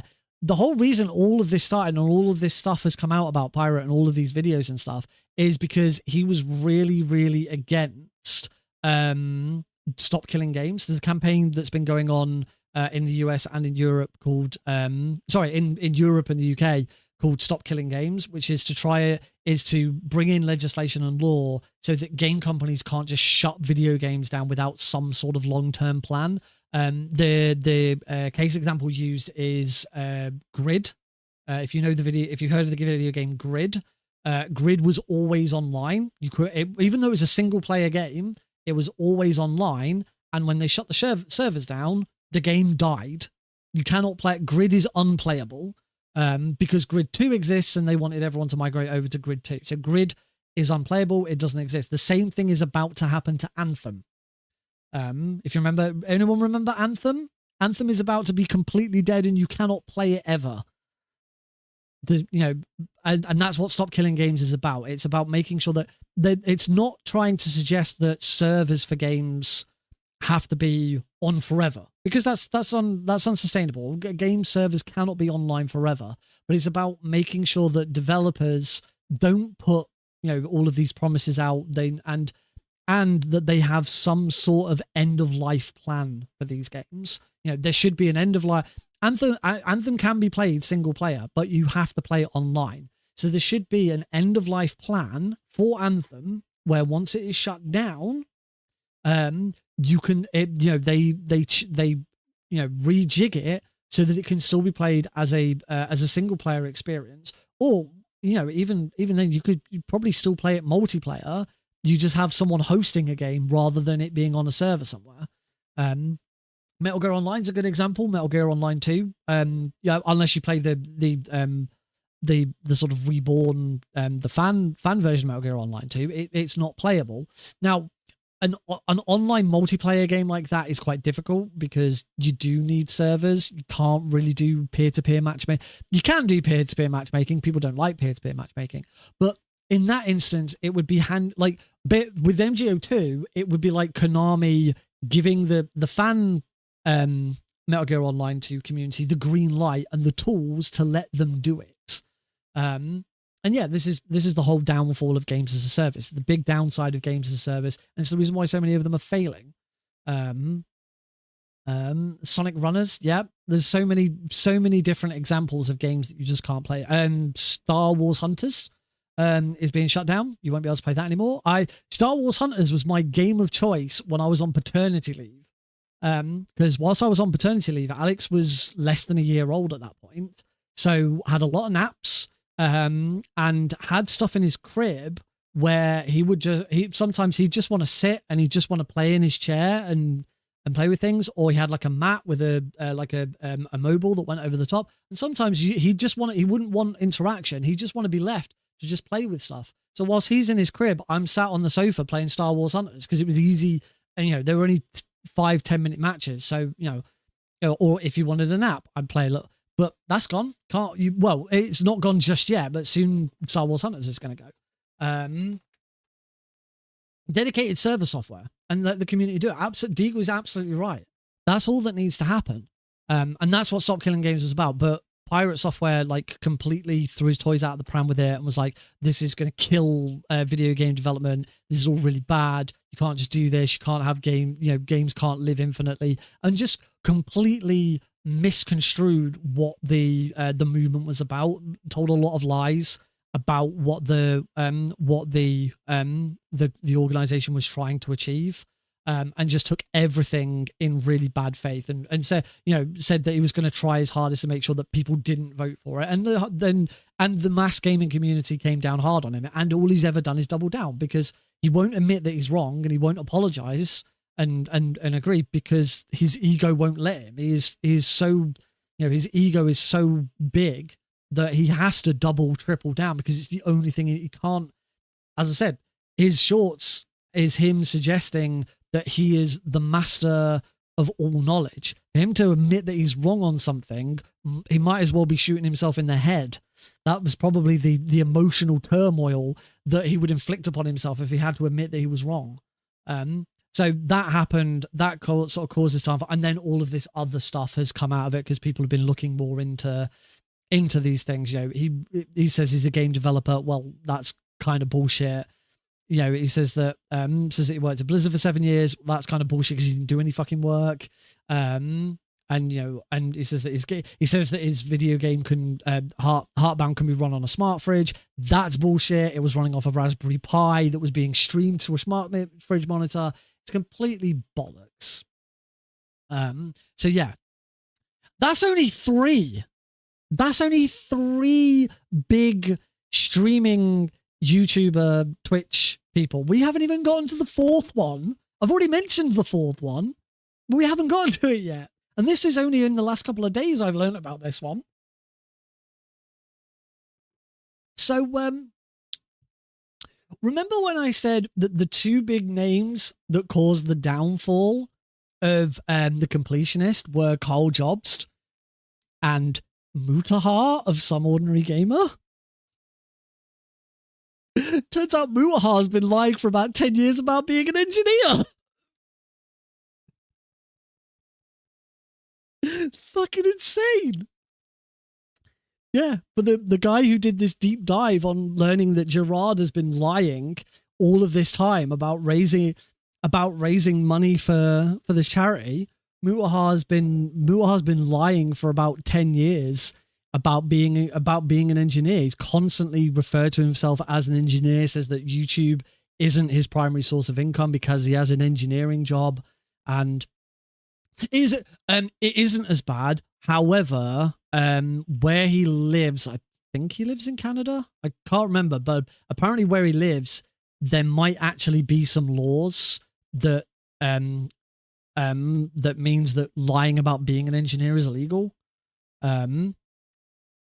But basically, like, he has no engineering degree. He dropped out of university his first year, and he realizes that people are onto him because there's certain videos where he said stuff in the past that he's now contradicting in the future, and he's going and privatizing those old videos. But yeah, people are picking apart that there's a lot of contradictions in things that he said over the years. Like just weird, some really weird lies that don't make any sense. There's one specific one about like, if anyone ever remembers, it was either Logan Paul or Jake Paul. I can't remember which one. They went to that forest in Japan. I think it was in Japan, and it's a forest known for people going there to commit suicide. And did a YouTube video, and they actually found someone who had hung themselves, and it was Logan. Thank you. I mean, to me, they're both the same person. Yeah.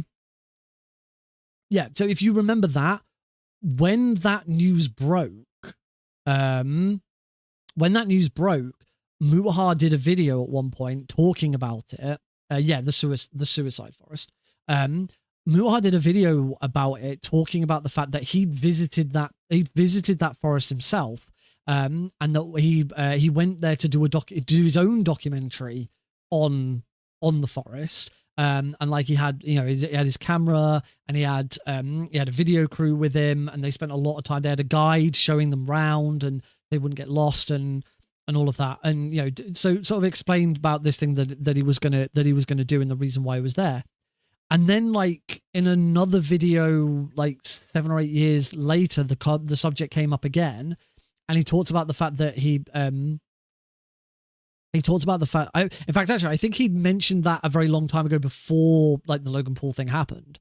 But then when the Logan Paul thing happened, he then talked about it again and talked about the fact that that he'd visited the forest, but he didn't spend any time in there. He certainly didn't go in there filming anything because, you know, he knew that that they might come across something like that, and going in there to film would have been really disrespectful. And so, you know, he didn't spend much time in the forest, didn't really go in very far, and certainly didn't take any filming equipment to do anything like that. And that completely and utterly contradicted the account that he gave of the same journey, the same circumstance that he'd said like 5-10 years earlier. And people are slowly picking apart his videos and seeing that there's so many of these little contradictions that just, in most cases, just don't make sense to, like, why would you lie about that? And yeah, so it kind of, there's not a lot of hard evidence. There's certainly enough evidence to say that he's been lying about being an engineer all this time. He's not a software engineer. He's not a computer engineer. He has no official qualifications in it, so he shouldn't be calling himself that. And you know, and the other contradiction that keeps coming up is that he goes on, he talks about the fact that he doesn't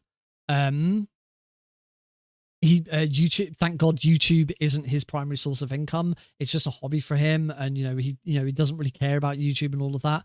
And then on the flip side, he's done videos where he talks about the fact that the comments on his YouTube videos are everything to him. Without them, they probably, you know, be crushed and wouldn't do anything. And like, his YouTube watchers are his family, and it's like these weird contradictions all the time of what he talks about and how he says. And yeah, as I say, people are picking it apart.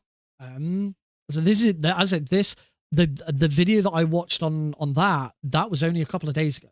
This is all brand new about Mutar coming out. I wasn't a big fan of Mutar anyway. I watched a couple when the whole completionist thing happened, because he was involved and he had some different information from Carl. I did watch a couple of his videos. I thought they were interesting. I thought the research that he did was very good. The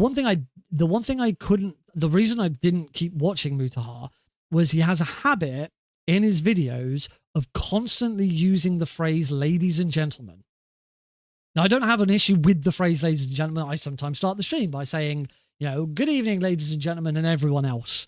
And if you watch some of my videos, streams from a few years ago, you can hear the pause where I then remember to add the "and everyone else" on the end, because I'm growing as a person and I'm still learning. And yeah, it's taken me a while to get used to trying to be more inclusive with some of the language I use. So yeah, whenever I use the phrase "ladies and gentlemen," I always try and say, you know, "ladies and gentlemen," and everyone's included, whatever I do. But he constantly, throughout his video, and I'm not saying he's doing this in some sort of bigoted or I'd like to include the wigs who are watching, ladies, gentlemen, wigs, and everyone else. But he's not using it in a bigot. He's not using it in an exclusionary way. He just says it all the time, and it's really, if you go check out one of his videos. As I say, the only ones that I ever really watched are the ones that were specifically about the completionist. So if you want to find one of Mutar's videos on completionist, you'll very quickly see what I'm talking about. I'll try and do a bit of talk and try and mimic the way he does it. So what we can see here, ladies and gentlemen, is that Kydron has just joined the channel and is asking what we are talking about. So what we're talking about right now is all of these YouTubers and sort of big social people who have had their downfall this year. Because what you got to understand, ladies and gentlemen, is that this is something that's been going on all year, and it's very, very interesting that this year seems to be the year of the downfall. So many different things have happened, and I don't think you guys need me to say more about how he uses the phrase "ladies and gentlemen." That was only a very brief bit of doing it, but that's the kind of thing, and that is throughout the whole video. That is every 2 minutes. It is referring to his audience as ladies, and it just grated on me. I've never seen like any comments of anyone like complaining about it, but it really grated on me how often he just kept saying ladies and gentlemen. Like as soon as the next point was coming up, it was, okay, ladies and gentlemen, let's have a look at this bit now.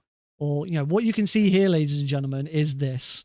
It's just, it just grated on me, something fierce. Very, very, very strange. So yeah, that's it. It's going to be interesting to see who the downfall of the next big YouTuber is. I don't know. I watched an interesting video about the time that Pirate Software had a real big falling out with Game Theory and with MatPat. That was awful. He's such a piece of shit. To be fair, Game Theory did do some things wrong, but they did correct them and they apologized for them and they have changed. But the overall way that Pirate Software attacked that was really poor.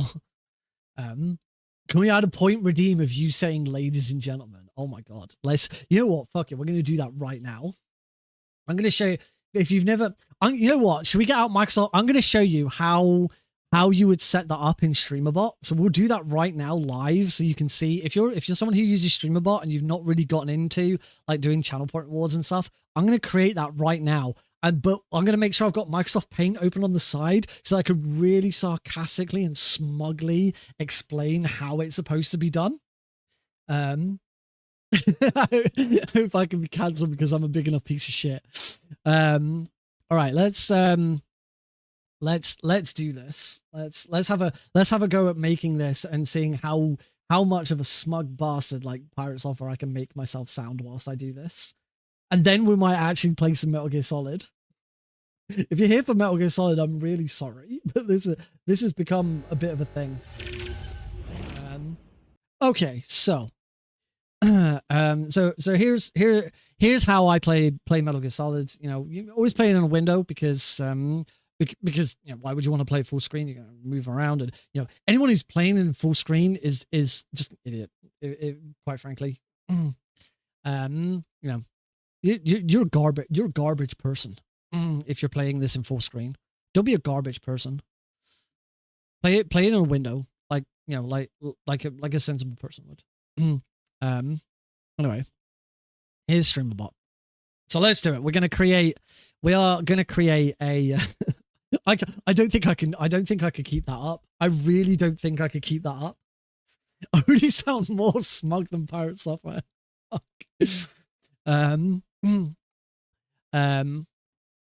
I don't think I could keep up that level of douchebag. That's actually very difficult.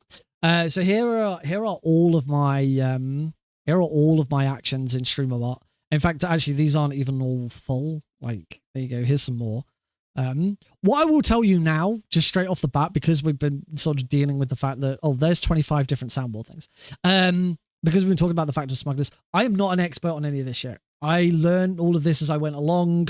Do not take me as some sort of expert on StreamerBot. I don't know everything about it. A lot of the stuff that's in here I didn't make. It's stuff that people have published. A lot of it, most of it's stuff that I've made myself. Don't get me wrong. But why am I a better speedrunner than everyone? Because I'm British. Because I'm not some American pretending to be good. Oh my god, how are people actually like this all the time? I don't know how do you have the energy to be a piece of shit all the time? It's so draining. I don't think I could do it. Now this is me humble bragging that I'm not a piece of shit, which makes me sound even more like a piece of shit.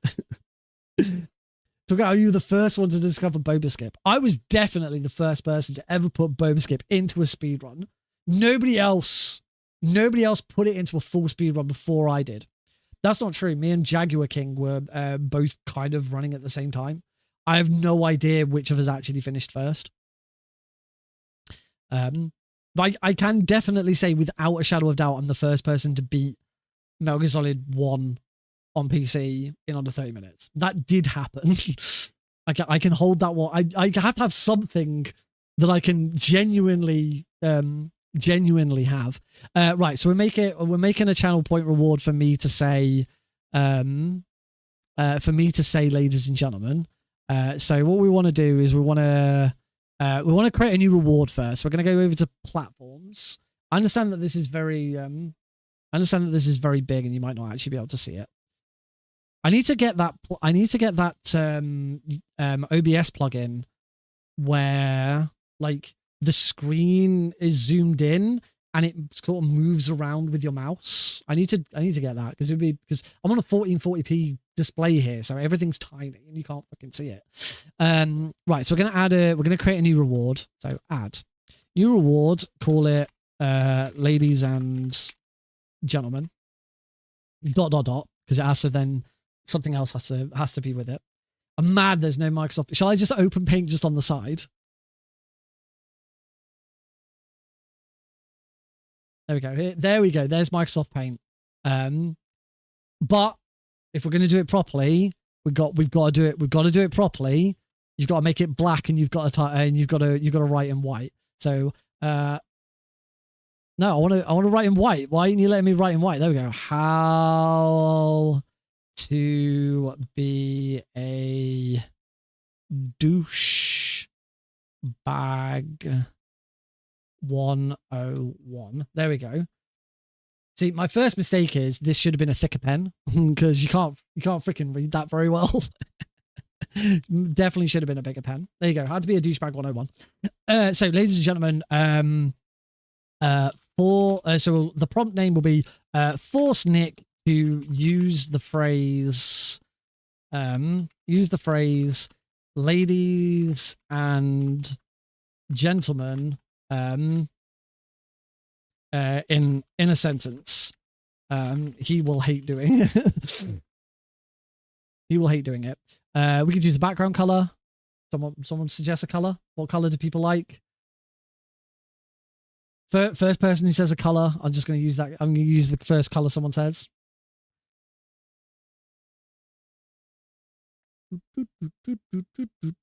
Orange. There we go. Orange. Nice orange. Max 0 per stream, so we can have it as many times as possible.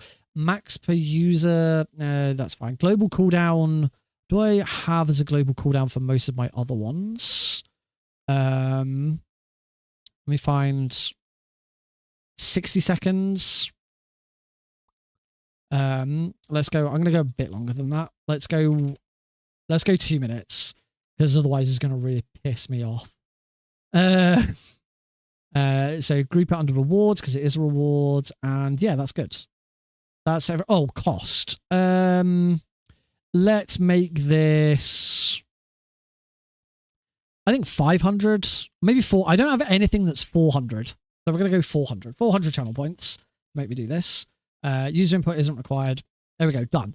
So we have now made the channel point reward in OBS. In fact, if you now click on the channel point reward section in OBS, it should already be there. Because that is instant. I'm gonna disable it. So now it shouldn't be there because I've disabled it. But it should have been there for a moment. Now we're gonna go into actions and we're gonna make a command, because actually this doesn't really need an action. It's just, here's the thing, Nick, do it. But as you know, I like to have pop-ups on the screen to show what's happening, because it's a good indicator for me, because otherwise I'll miss it, and it's also a good indicator for everyone else. So what I'm going to do is I'm going to copy one of my existing ones, which I'm going to copy. Trying to octopus. Came in handy as bait. Like that. That's how I like to have the things pop up. So I'm going to copy octopus because octopus. Oh, and there's the hi people. I'm going to copy octopus because octopus is another one where an alert comes up, but nothing else actually happens. It's just a trigger for me to do something. So we're going to duplicate Opticus. We're going to duplicate octopus. Whoa, you used to work at Blizzard. So we're gonna call it ladies and gentlemen as well, so there's no confusion. So call this, ladies and gentlemen, group Eli points. It's something that's going to be spent on Eli points. Queue alert. So it's in the alert queue so that these, you'll never ever see the pop-ups that come up. You'll never ever see them overlap each other because they're in a queue. They're in an alert queue. Yeah, we did it. Yeah, we did it. Something about octopus. Nom, nom, nom. You got a free one. It's not random. It's not concurrent. We don't want it to always run. We don't want to exclude it from the action queue. So that action is now enabled. The problem we got right now is all of these things. So now we set what the action trigger is. So what triggers this action? What causes it? So at the moment, it's a reward redemption for Nick to the octopus. We need to change that to ladies and gentlemen. So that's done. Then we have all of our sub actions. So this one is Twitch C visible. So that means that when that little pop-up comes up, you'll notice that there's like a purple C in the background. That's turning that on. Text. This is the top text, which is always user. So where it comes up and it says, you know, so for example, Sergeant Deagle, it said Sergeant Deagle redeemed Ocelot Meow. Redeemed, yeah, we did it. There you go. So that user is Sergeant Deagle. That's pulling the. Oh, I just noticed that the. Oh no, I was about to say the Twitch C wasn't on there. That's because the sound alerts don't use Twitch C. They have. I have a visualizer so that you see the sound. You also see the sound go off. That's only for the soundboard ones. So text underneath. So it'll be Sergeant Deagle has requested for Nick to that's quite long. Let's change this to Sergeant Deagle wants Nick to say ladies and gentlemen. There we go. We need an image for this. At the moment, this is going to be the octopus image. I'll find something a bit more appropriate. I'm not going to do it now. But we can use an image. We can use an animation. Yeah, we can use a GIF.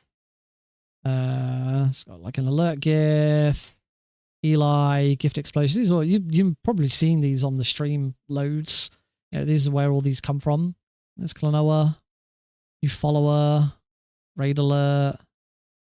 Apparently, I've got a screenshot there. Oh, that's screenshot. Of course, it is. When you use the channel reward to take a screenshot of the scene, or when I do it because I have one as well. If I do that, it's taking a screenshot. If I now click back on screenshot here, there you go. That's the screenshot that we just took. So that saves the current OBS screenshot to this file, and then that file is like, so now if you're on my Discord server, that file is now available. It just overwrites the previous one. Again, I learned that from, that's not something I've made myself. I learned that from someone else. Use it, Eli, because pirate software uses a picture of a dog. That's true. I wonder if I have a nice picture of, I wonder if I have a different picture of Eli that I could use. I'm sure I have an Eli folder in my images. Yes, Eli. Oh, I have this picture of it. Okay, we're gonna do that. A screenshot of a screenshot. That's like 16 watts. We'll use this picture of Eli in a bed. There we go. So now let's test it. Oh, I tested it, but all I've done is test the picture. Delay for 900 milliseconds whilst it's up. That's alerts and audio. Oh yeah, that's to say that it's now visible. This is the sound effect that plays. So the best sound effect would be me saying "ladies and gentlemen." Actually, I'm going to quickly see if I can find a sound that I like. There's a great website for sound effects. Sound effects board, which I really wish. Is it this one? Yes, My Instance. This is a great. If you ever need a sound effect, this is a really good website for it. I get loads of my sound effects from here. So let's just type in ladies and gentlemen and see if there is. I keep saying ladies and gentlemen. You were the clock that was ticking in my home. Change my state of mind. Ladies and gentlemen, Love so hard to find. we got him. Oh, it's not. That's that one. Ladies and gentlemen, we got him. Might use that. I was hoping there'd be like a. Ladies and gentlemen. Ladies and gentlemen. Ladies and gentlemen. Ladies and gentlemen. You were the clock that was ticking. Ladies and gentlemen. Clock that was. Ladies and Which gentlemen, one, I don't know. Which one should we use? got him.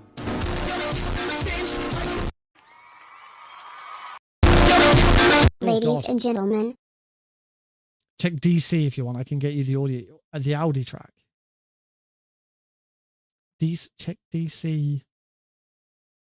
Oh, check Discord. Gentlemen. Oh, the spy scene. Oh, that's brilliant. Let's because I'll have to download that. Let's see if Gentlemen. fucking perfect. That'll do. Love it. Actually a download button. Share link. No, you just right click it and click save link as.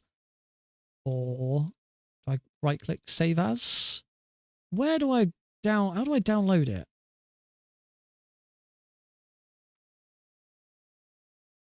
Ah, there you go. You click it. Click into it. Download MP3. There we go. So it's the spy saying gentlemen. Yeah, love it. Right. So we're going to move that. We're going to move that into my streaming folder. Twitch streaming. Nikapi Green. Oh my God. I've never shown these. Yeah, before MGSR went down the pan, I started building an idea for a quiz show. And these are all the graphics I made for it. Never shown that before. Now you see it. Yeah, that was a bit of a tangent. Right, where was I going? Eli points, sound effects. There we go. And so we'll pop that in there. So now that I know where it is, we can go back to StreamerBot. It's not pictures Eli we want this time. We want streaming. Eli points, sound effects. Is it at the bottom? No, it's G for gentleman the spy. There we go. Done. That should be everything. Everything else should work. So, and the very final thing it does is it fulfills the redemption. So let's test it. Gentlemen. There you go. I feel like the GIF should be of the spy now. Let's quickly find a spy GIF. TF2 spy GIF.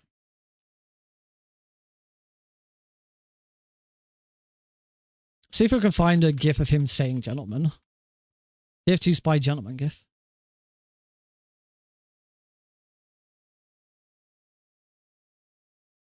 Gentleman. That's the one. I prefer it as a square. So you can make it as an icon. It's that one.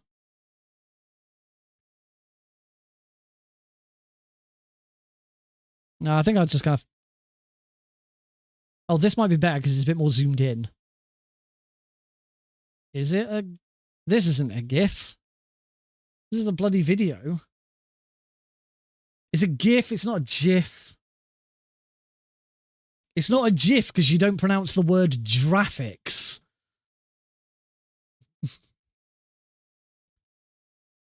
These aren't GIFs. Tools. Type. GIF.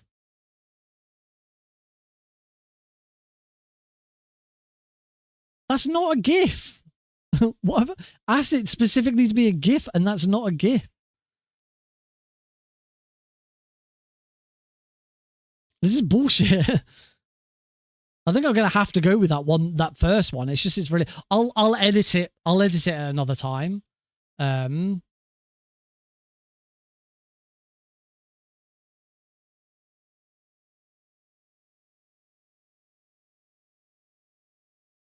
It's just it's really zoomed in, and also I don't think this is a GIF.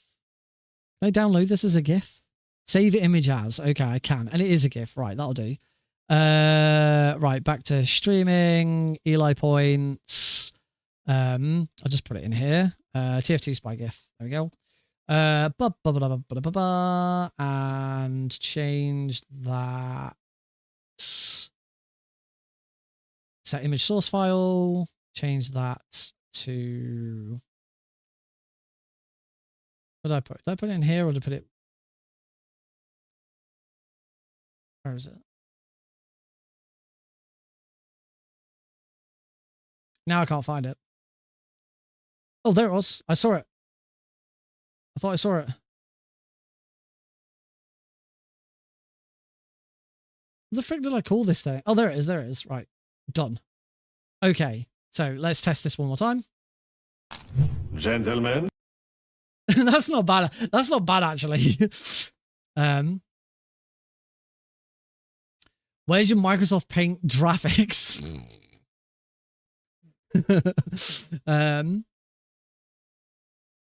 Wait, JN, have you swapped over to YouTube now? Maybe we'll leave it stretched to annoy you more. Maybe. Here's my Microsoft Paint graphics.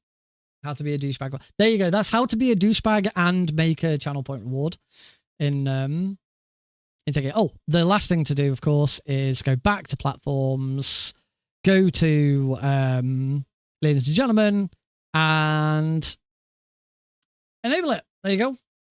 Can you put a clip as animation and audio? I could. I could. The problem with doing that is it means that the panel that shows up, I've got to change that to a video rather than an image, and I fear that having videos trying to load is probably going to overload OBS. I'm not sure. So with all of the ones where it looks like it's a video play, it's like so like Baby Bitch, for example. Let me find Baby Bitch. Actions. Where's Baby Bitch?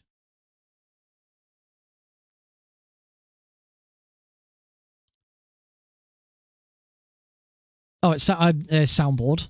That's why I can't find it. Soundboard. Oh, for God's sake. The new UI for this can't come soon enough. There we go, Baby Bitch. So if I test Baby Bitch and play this.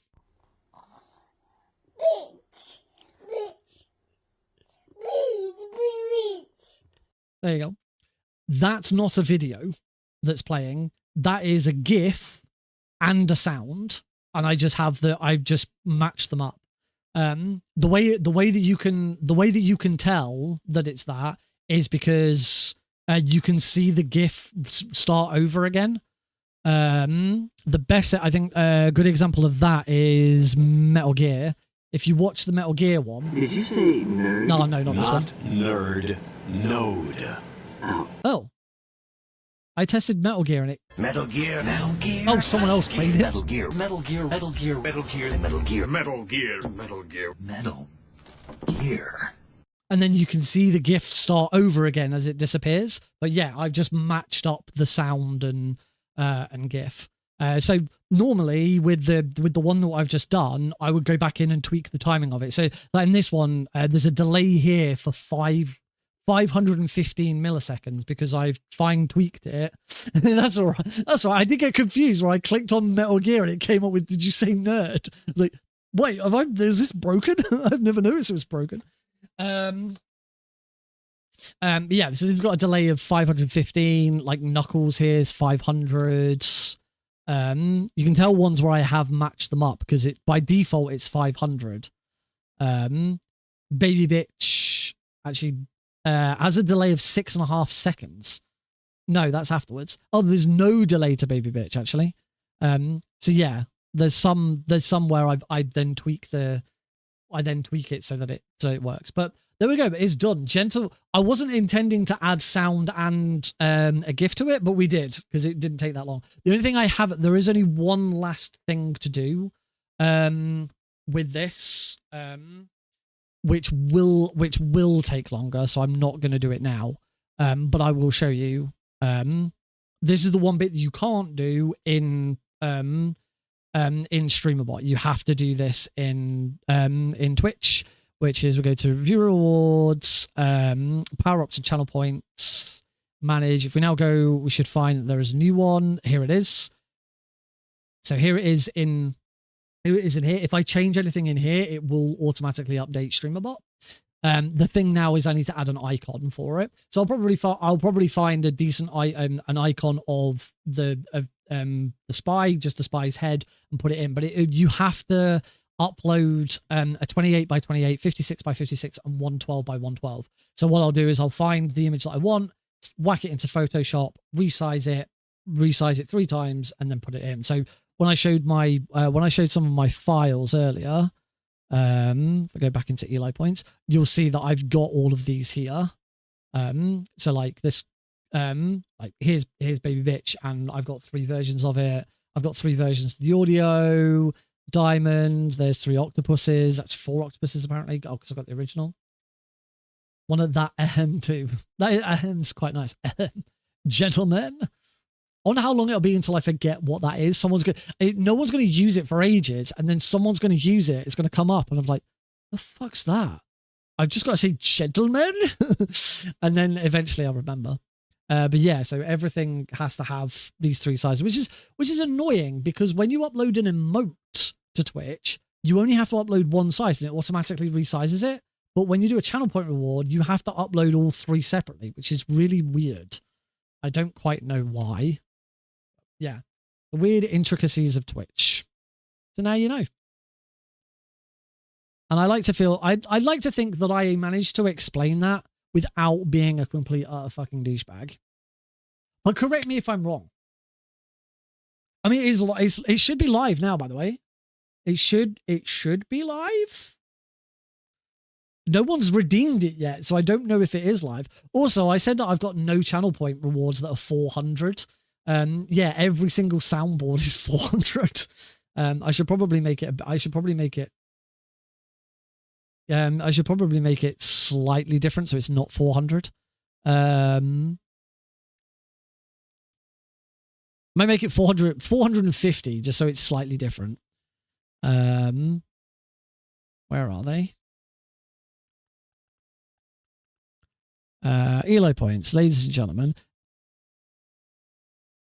Oh no, hang on. Platforms, Twitch. Ladies and gentlemen. Yeah, because if I order these by cost, you only have one that's 500. I tend to try and now can I draw that all in Microsoft Paint? I would, but I'm not a conceited douchebag. I try and cost my channel points based on like how much of a hindrance they are to me during the stream. So for example, like, hydrate, posture change, stretch 250 because it's just stretch. Posture change, yep, hydrate. So that doesn't, I don't have to do a lot. Nick dab, just that, 200. Whereas when you get up to here, like codec calls 2000 because it completely stops whatever we're doing, breaks everything down, and I have to, I have to push buttons, I have to do shit. Also, codec call doesn't work while we're streaming, while I'm speedrunning, so it never comes up. Do the octopus is 1,500 because I have to stop whatever I'm doing and do the octopus. So yeah, that's why I price them the way they are. But yeah, I'm just going to change, ladies and gentlemen, to be 400. I'll have to think on my feet. I'll have to think about how I put, and I'll try and make sure that whenever it happens, it is some really fucking stupid explanation of something. Draw how you were able to discover the vent glitch in MGS1. So you see, the thing is about the vent glitch, ladies and gentlemen, that all you have to do. Explain how he discovered the boba skip after Boba discovered it. I should do a YouTube video where I go through and I like put stupid voices on some of the terrible comments that I've had about like boba skip. I discovered the boba skip back in 1991. 7 years before Metal Gear Solid even came out, and back then I called it the loop-de-loo-de-door skip. That is probably half accurate. Gentlemen. Deagle also sent me an animation of the aha, and it's zooming in. I will turn that in. I'm going to download that, turn that in. I've got, again, conceited douchebag time. If you want to do stuff with GIFs and make like the best GIFs ever, then there is a website that I've been using for years. And if you're not using this website, you better listen up right now. Because this thing will change the way you use GIFs forever. Another thing I can't stand is these fucking YouTube videos, YouTube ads, where it comes up and it says, hold on, before you click that skip button, just listen to me for 2 seconds and I'll explain how I started 7 different businesses and made over $250,000 in just 2 days. It fucking grates me every fucking time. That one tactic of, wait, before you hit that skip button, fucking does my head in every time. I hate it. You also made this website and programmed it yourself. I mean, I do have my own website. I'd like to say that I programmed this myself and this is all my own HTML and CSS, but it's not. I made this in Google Sites and it's really obvious that it's made in Google Sites, but it does the job. Yeah. Would you like to meet the team and learn all about me? Look, it's all about me. Me, everyone. Look at several paragraphs all about me. And there's a little bit about Heidi gets 1 paragraph. Or 2 paragraphs, actually. Eli gets a bit. Alex gets a bit. I need to update that photo. That's quite old, actually. Do you like ads? I don't. Ads are a necessary thing, unfortunately, but it is what it is. Anyway, I was going to show you a website, Easy GIF. If you do, genuinely though, if you do ever do stuff with GIFs and you want a really easy way of doing stuff, this website is a game changer. I love Easy GIF. It does so much. So video to GIF, resizer, optimizer, and Easy GIF does more than just GIF stuff. You can convert stuff. You can, they've got a barcode generator, image to PDF convert. This website is fantastic. It's all free. There's limits on how big your files you can upload is because, after a while it just doesn't work. Screen to GIF. I've not heard of that one. Yeah, there's so many different tools in Easy GIF. I'd say apps. There you go. You go down to the bottom and here's GIF to MP4, online video cutters, video reverser, crop tool, rotator. The downside is anything you work on, you have to upload to it first, work on it, and it doesn't save it. So anything that you upload to it will only last for about 5 minutes. And then if you're not working on it, it'll wipe it. Or if you download something, you can only download it once, I think. I might be thinking of something else. There's another one I use. This one's the one where you can only download once. This is called 8 megabyte video. And basically you can upload any video that you've got, or enter a URL, upload it here, select what size video you want it to be, and then it will upload it, convert it, compress it, and re-download it. The reason I use this website is because Discord has a video limit, a video size or a file size limit. So I use this to upload any video. Also, when I record a video off on OBS, because I use the MP4 version where if OBS crashes, it doesn't crash. Then it, for some reason, Discord doesn't like it. You upload it and it won't preview in Discord. You have to download the video to watch it. But I put it in here and it works and it's great. So yeah, another 8 megabit video, another really handy one. Anyway, should we play some Metal Gear Solid? think we've chatted shit for long enough. And that went. Can I upload a Pirate Software 5-hour compilation of him saying he worked at Blizzard for 7 years and compress it to 8 megabit? So you go too big. I mean, yeah, there are limitations to what you probably could, but the amount of compressing that it would do, you probably find that it'd be a 280p video with 500 kilobit per second bit rate, and runs at 20 FPS. But you could probably do it. Also, you probably find you wouldn't even be able to upload it because the file size is too big in the first place. All right. Let's see if all that weird shit was enough to try and get me back on track with this. We haven't actually finished a damn run tonight.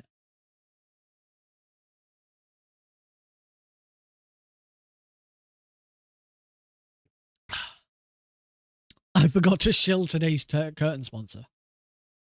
Do you like blinds? I've been approached by someone who sells blinds to partner with them and shill their products because apparently I'm someone who loves curtains and so do you.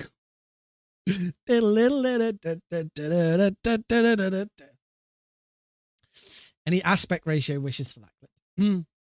1:1 ideally, but whatever whatever image I put onto the alert thing, it doesn't compress it, it doesn't stretch or thin it, it just crops out the outside, so it doesn't matter. Dab. There should be pretty sure there should be a channel a pop-up for Dab. Maybe there isn't one actually there might not be one for Dab because Dab's is there supposed to be one for Dab? Let me just check. Is it have I broken it?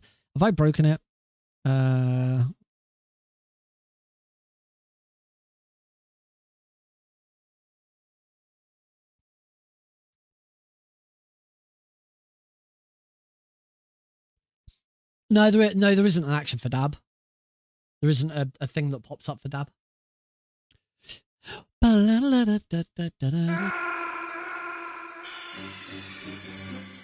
wrong? Snake!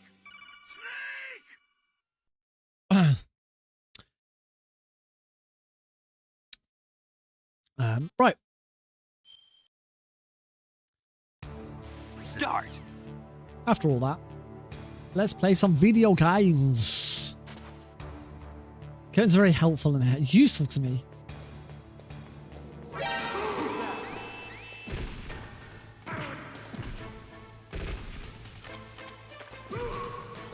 Right, we're off.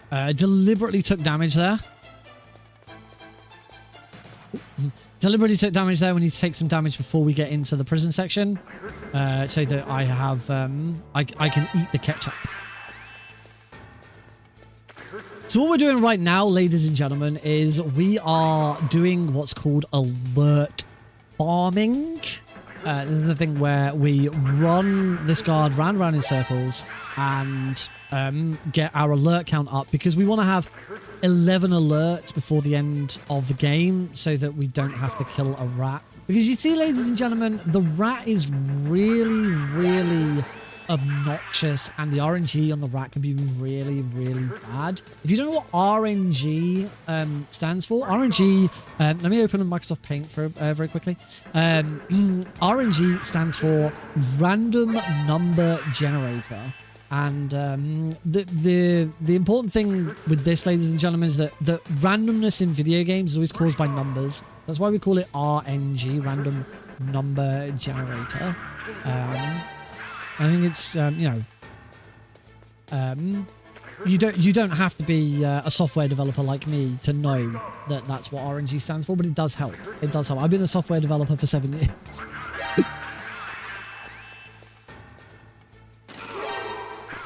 Oh, I got another. Oh, I might lose a bit of time here.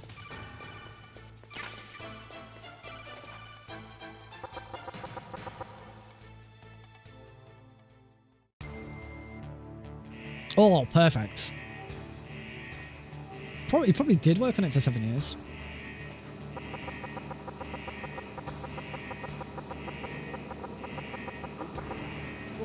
The difference with me calling myself a software developer is I genuinely can call myself a software developer.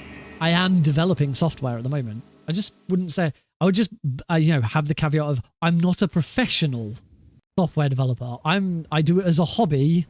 I have no official training. It's just stuff that I picked up. And the stuff that I'm doing isn't particularly complicated or excessively good.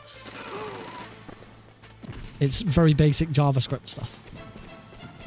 Your dad that works at NASA. Tell about how your dad worked at NASA for 7 years. And how you're not a Nepo baby as a result. That's the other thing with Pirate Software. Constantly trying to argue against people who says that he's a Nepo baby. And he's absolutely the epitome of what a Nepo baby is. Now, if you don't know what a Nepo baby is, ladies and gentlemen, let me explain. I know a semi-professional guitar player. Well, there's a different. Whoa. There's a difference between saying that you're semi-professional. I don't know what you count. I don't know what semi-pro counts. Semi-professional. I think semi-professional means you can make money from it, but like it's not your career.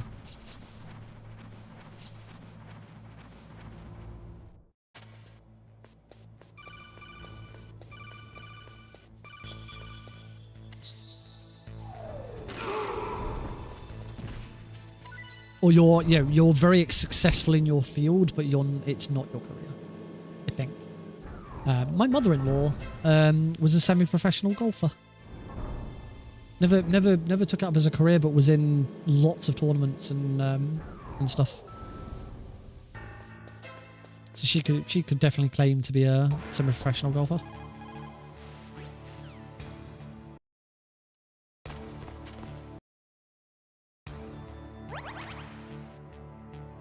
Important question. Okay. Oh, it is an important one. I'm gonna get ready. I'm gonna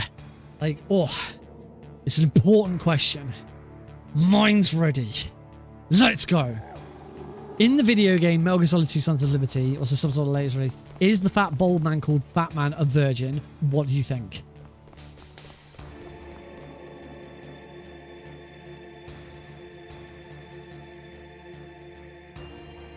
Threw up in my laugh a little bit. Ow! Can't get. I'm holding off.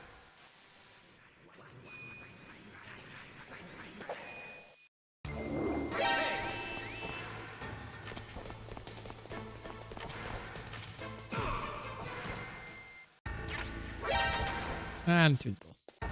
Nice. He's an artist, not a virgin. Oh, that was terrible. That was awful. FBI, open up. Shouldn't joke about that, man. Shouldn't joke. I still got an alert from that.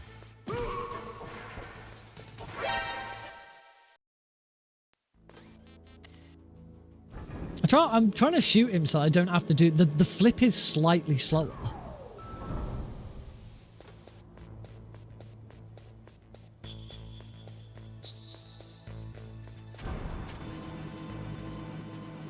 For legal purposes, that was a joke. I'd like it stated for the record that this was sarcasm. Wig's the bad guy. Get it?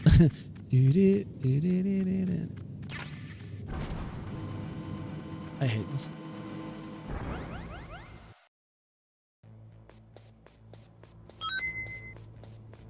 Oh, it's called the area reloader. So what you got to understand about the area reloader is, ladies and gentlemen, the area reloader is a developer tool that was kind of left behind in the game. We're only allowed to use it in very easy, and it reloads the current room whilst retaining like certain game flags and things. So, for example, in that situation, it retains the fact that we picked up the picked up the PSG-1. So the PSG-1 remains in our inventory.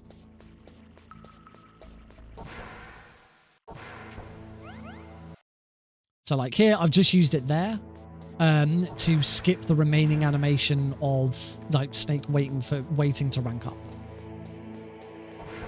It is a very weird thing.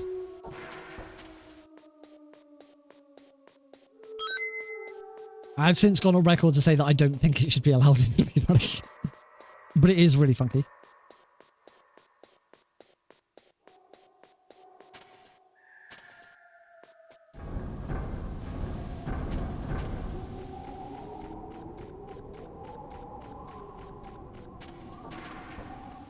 Nice. Alright, Baby Skip, don't let me down. Don't let me down, girl.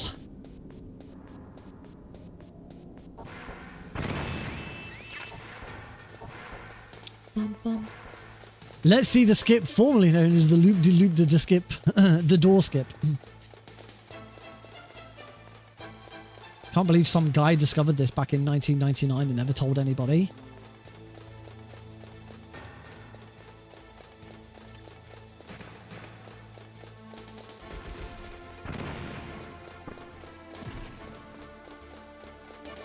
Crazy world that we live in, right? This is the furthest we've got today. We should point out. This is the best run I've had this evening.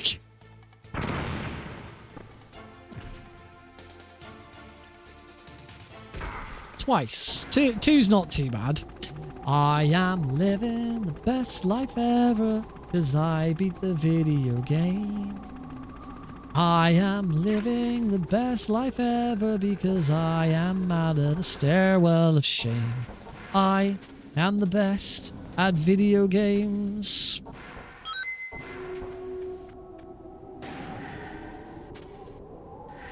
Oh God.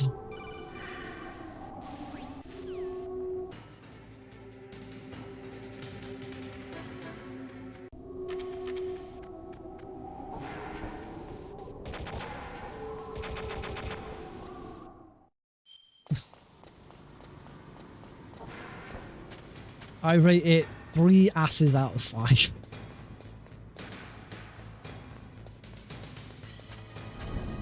Oh, that was bad. Oh, back in. Screwing this up badly, aren't I?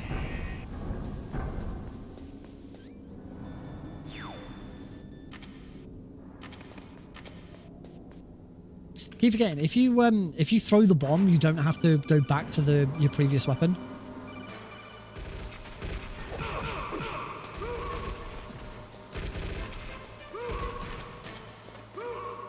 Yeah, if you throw the bomb, you don't have to go back to your previous item. When you can then just re-equip whatever item was there before. It's weird. I don't know why it does that. I think. Now I don't feel like that. Now I feel like I've lied to you. Oh, I've lost so much time as well.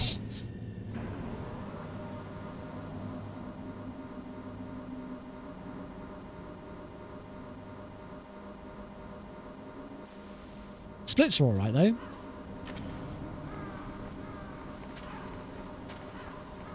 Was it that original?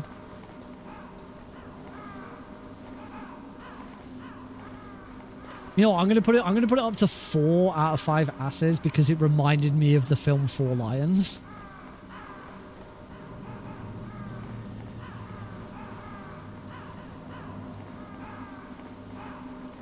So I appreciated the fact that it reminded me of such a great film.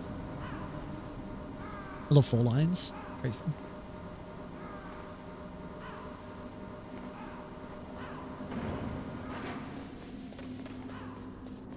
The best part is the line that it reminded me of is delivered by Benedict Cumberbatch.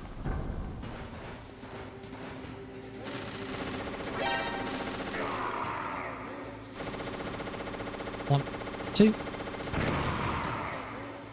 1, 2. 1, 2. 1, 2. 1, 2. 1, 2. 1, 2.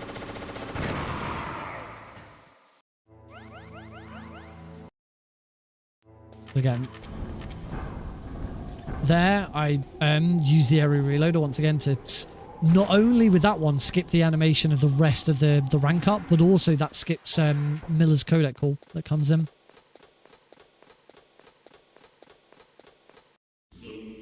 Still haven't looked into how when you area reload with the PAL key. Oh, fucking hell.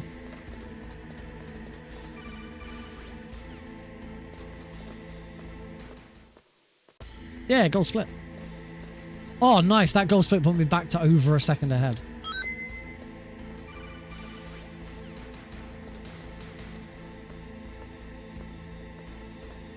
What I do know is whatever time I get, there is a time save on Liquid. If Liquid goes really well, then I will get a time save on it.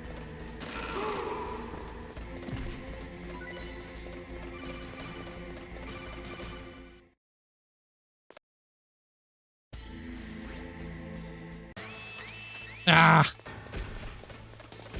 And that's another time loss because I didn't hold X and square. I only held X. Whenever you skip cutscenes, you should where you're going to have immediate control of Snake afterwards. Just hold X and square so that you skip the cutscene but don't drop to the ground. Oh, and then he punches the ladder. I bet I'm back in the red now. Back in the red. Well, we'll see what happens with the PAL key here.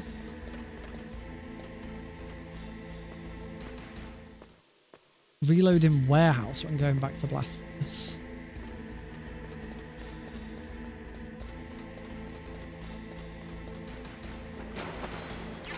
Oh, fucking God key. Pretty sure God key is not one way you area reload.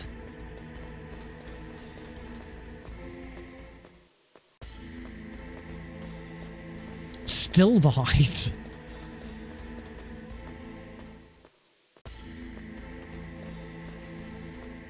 Possible someone could use an area reload to skip all this. No, unfortunately not. Don't add that one, it sucks. Oh! I know what you... But that's twice in 2 streams you made me confused with the exact same thing.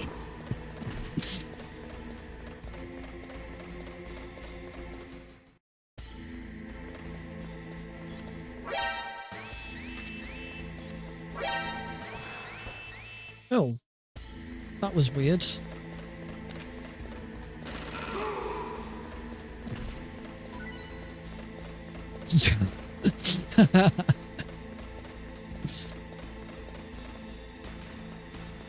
Now I will read your search history.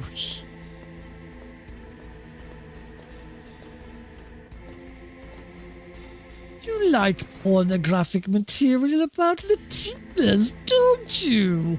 You're a real piece of work.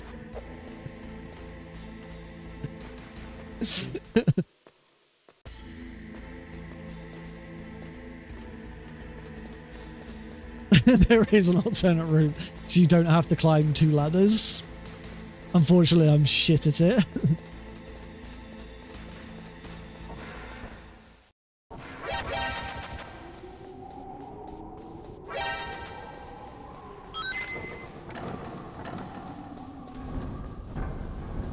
UK banned out adult. They did. Well, it's not that they've been banned. It's that you now... Basically now, to access a lot of websites, you now have to prove your identity first, either by logging in. In most cases, you have to log in or create an account on a website. And then once you're logged in, prove your identity through a third party. So usually by either... There's various different ones I've already seen, because there's some... I did one today. I had to create an Apple account because I don't have an Apple phone, but I'm working on something with work where I now need access to Apple Business. So I had to create an Apple account, and then when I created it, I had to go through stuff to set it up. So sometimes it's you have to like take a photo of documents that prove you are who you say you are. Shit, I used the last chaff grenade and then didn't. Oh, I can't swim.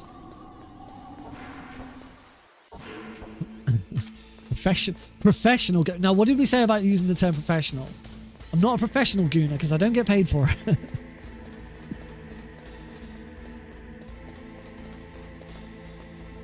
Gooning is not my career yet. It's illegal to use their program if you're developing a nuclear bomb. That's interesting. So yeah, as part of the sign-up process, I have to prove my identity because also I'm doing stuff for business, so it's even more important. And like this is one where I got to look at my webcam and first I had to prove I had to prove who I was by like using some sort of photo ID. So like I had to take a picture of my driver's license. But then also at the same time, you also have to be able to prove that you're alive right now. So like you're not using so that you're to prove that you're not using someone else's photo. You know, you haven't just got a picture of you up on the screen. Like is it Discord's now brought it in. And people have been using Death Stranding 2's photo mode to bypass it. That one's pretty funny. Yeah, so I had to upload a document. So as I say, take a photo of my driver's license. But then to prove that I am alive and doing this right now, I then had to use my phone. I like have to turn to the right, turn to the left, close my eyes, which is a really awkward one because the instruction tells you to close your eyes. So I closed my eyes and then thought, can I open them again? I can't see the next instruction.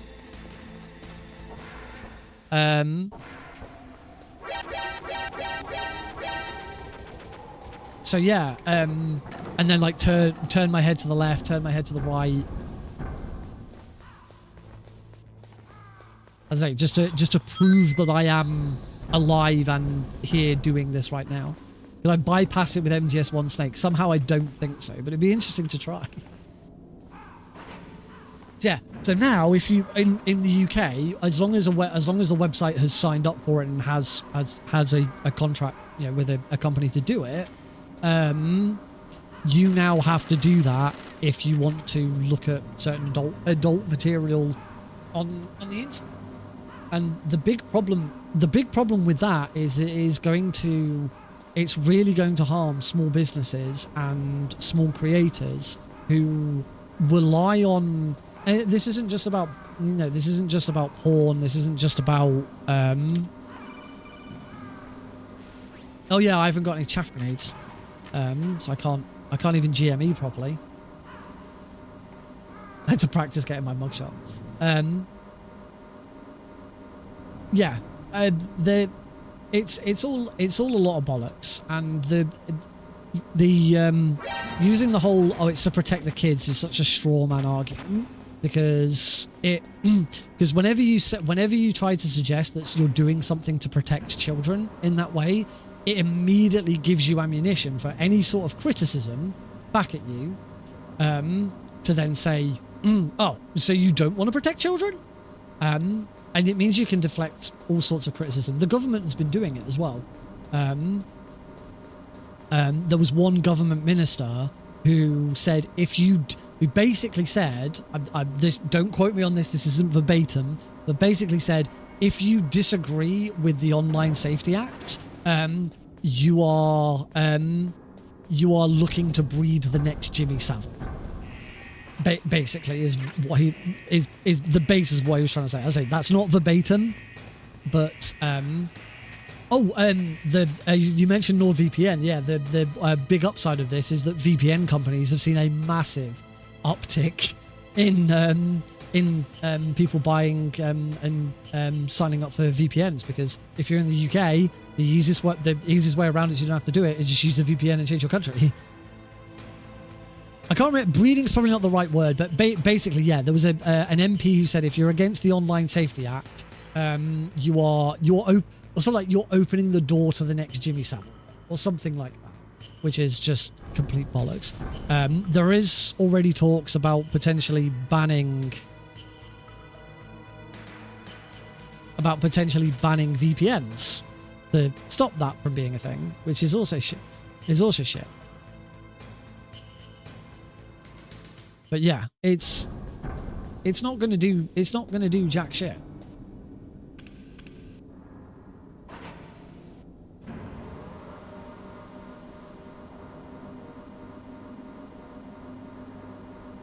I didn't know Germany had the were doing that. Yeah, anonymous appeal to emotion fallacy. Yeah, it's all bullshit. It's all. It's just so that you can immediately deflect any argument.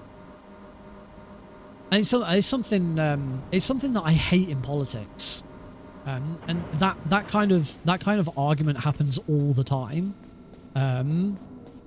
The Conservatives used it a lot with Labour. So so back when the Conservatives were in power, they had this wonderful idea that nobody liked, to send asylum seekers to Rwanda.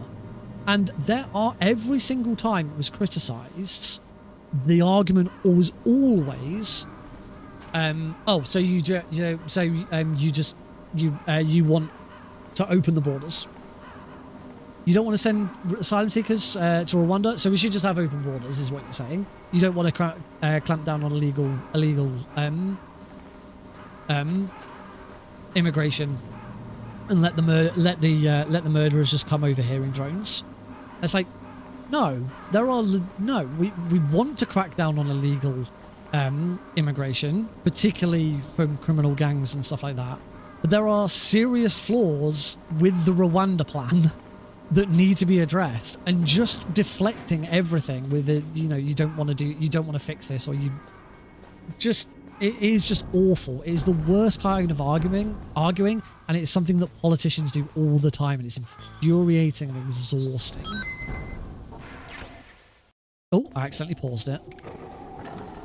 I don't know if that pauses the IGT.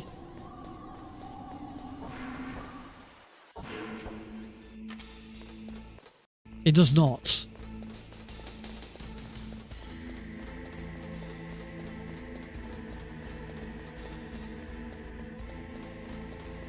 I have a little bit of sympathy with yeah, the F3 pause does, but escape doesn't. I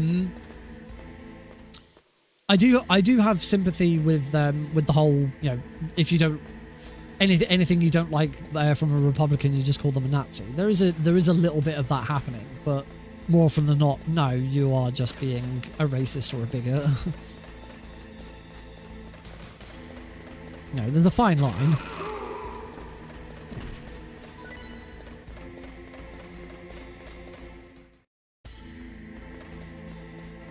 Right, let's get this right. Thank you.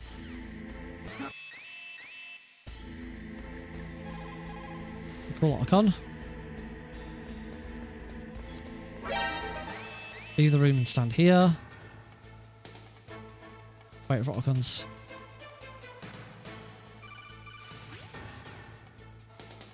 Oh, F3 that. I keep forgetting that I've got to F3 that at the end.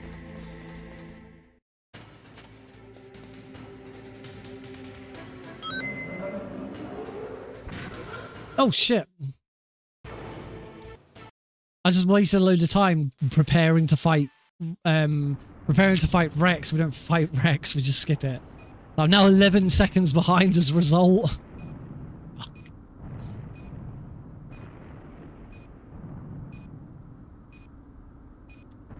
Yeah, it's a terrible way of arguing, and it shows that you have no, if you're arguing in that way, it shows you actually have no argument. You have no leg to stand on. You don't have a proper argument of your own to actually come back with.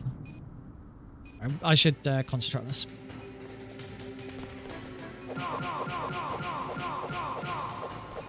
Whenever I'm in a run, I can't do it.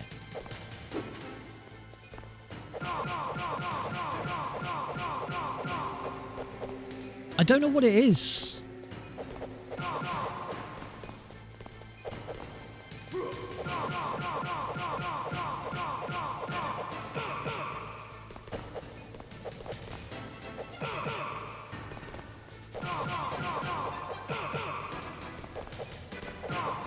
What's wrong, Snake? What's wrong? snake! Whenever I'm in a run, it's like, because the game's been running, I can't...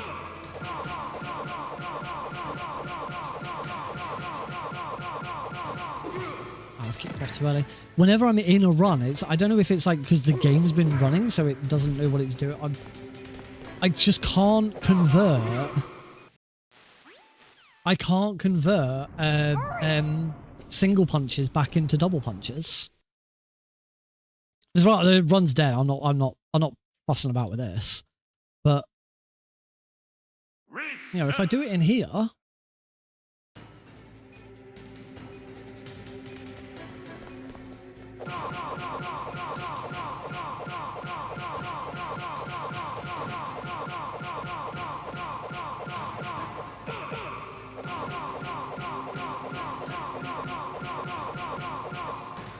So I do it in here, and I can very easily convert singles into doubles. But when I'm in a run, can't do it.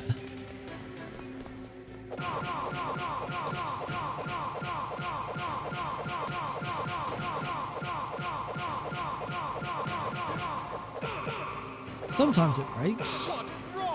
I've noticed a few notifications, so thank you, Deagle.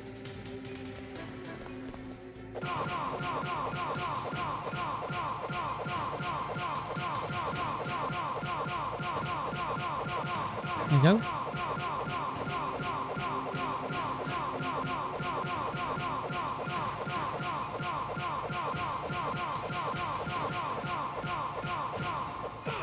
Lost it at the end, but swapping in and out of single and double punches, no problem. But I get to it in a run, and it just dies. I can't do it. Bizarre. Liquid keeps asking, what's wrong? What's wrong? What's wrong? What's wrong?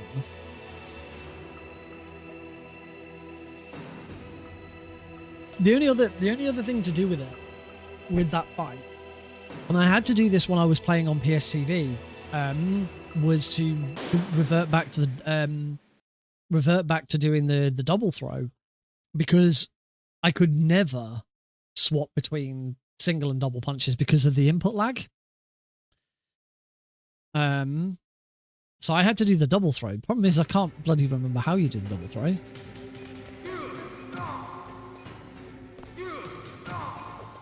And that's not it. I actually can't remember.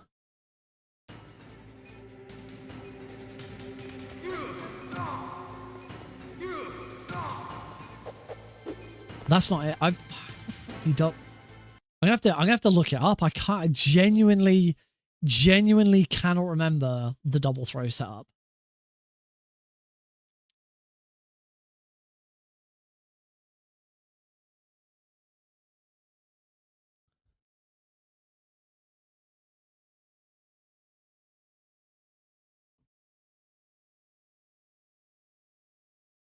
If you try being good at the game, that usually helps.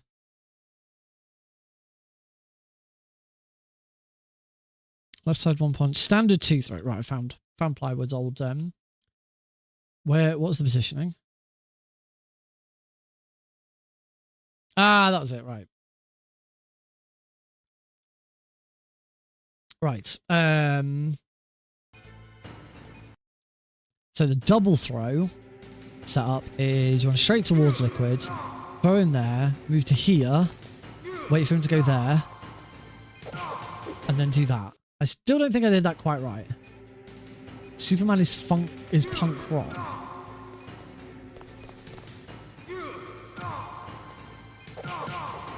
And so that is the double throw setup. This is how everyone pretty much starts learning Liquid. Stand here, wait for him to go to there. Oh. Let me just check I'm not sure I've got my positioning quite right. Stand there, right. I know where to stand now. So, run, throw, stand here, follow, throw, and then start kicking. I need to turn my game volume down.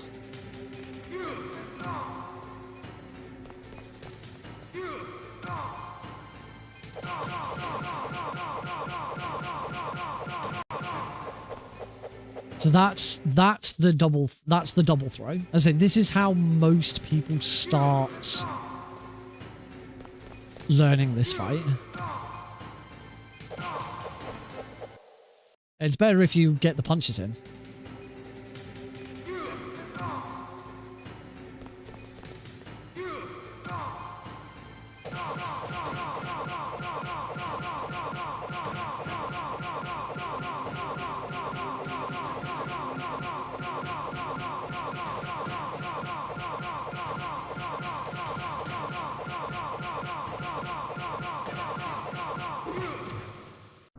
That's the double throw. You also immediately run after him when he starts running. Yes, I was a little slow on running to him there. But there's quite a few different setups for Liquid Infinite. But as I say, this one is considered the easiest.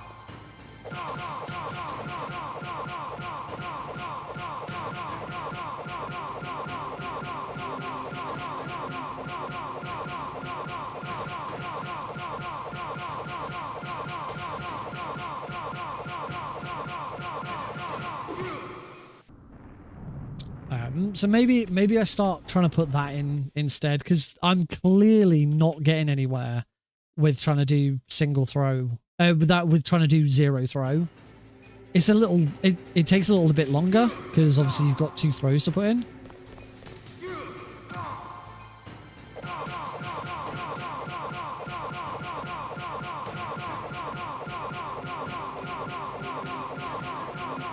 Yes.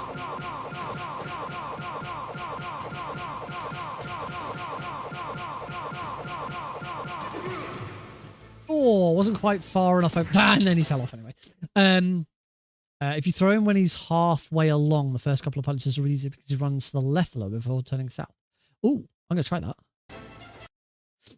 Yeah, if you download the, if you use the MGSI launcher by V-Man, hang on, then it has access to a bunch of save files you can download and use.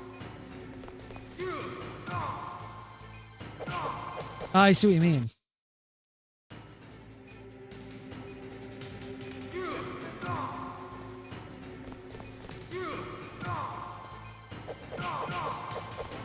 I'm not doing a very good job at this.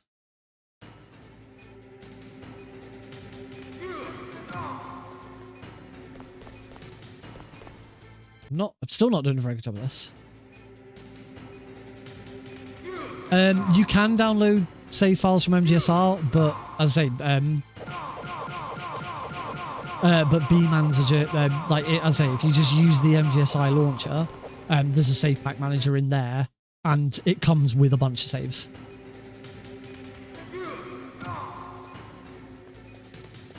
Oh.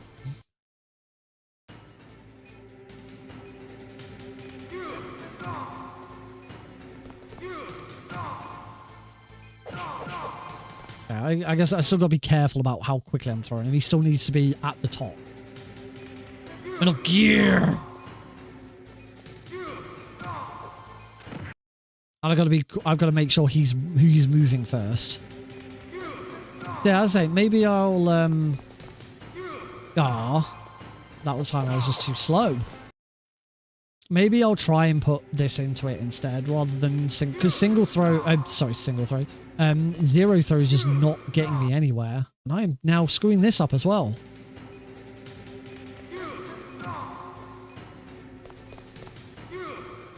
What? Now I can't do anything.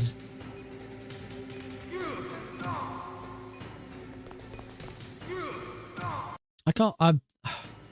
The fuck.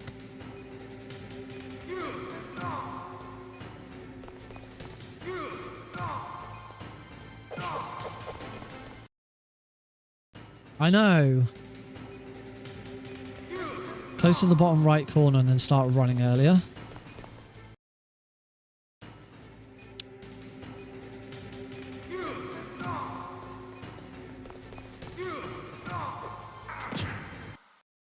Yeah. Because actually then if I do that, I never need to stop.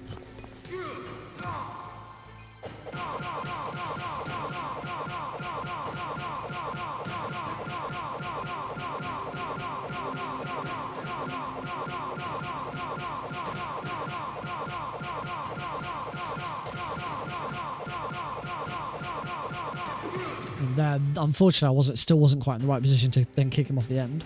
This is a speed run. I'm just practicing right now.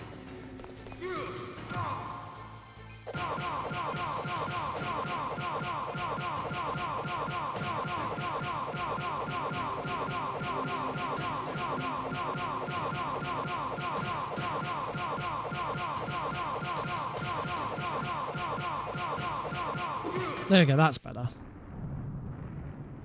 Try and be a little down and to the right of him, like on his shoulder for the grab. Let's give that one more go, just to make sure. And then I'll do another run and see if I can actually do the damn thing.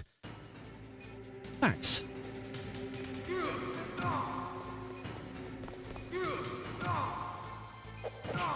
Oh, I wasn't quite in the right position at the end of that.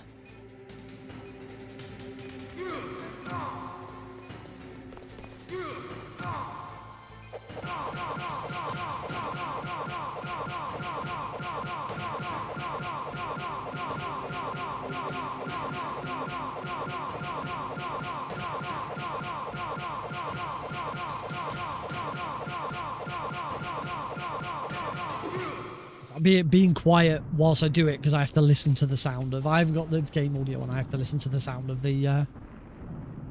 Listen to the sound of my button taps. All right, let's give this a try. See if I can get a decent liquid and see if everything else works. 3, 2, 1, go!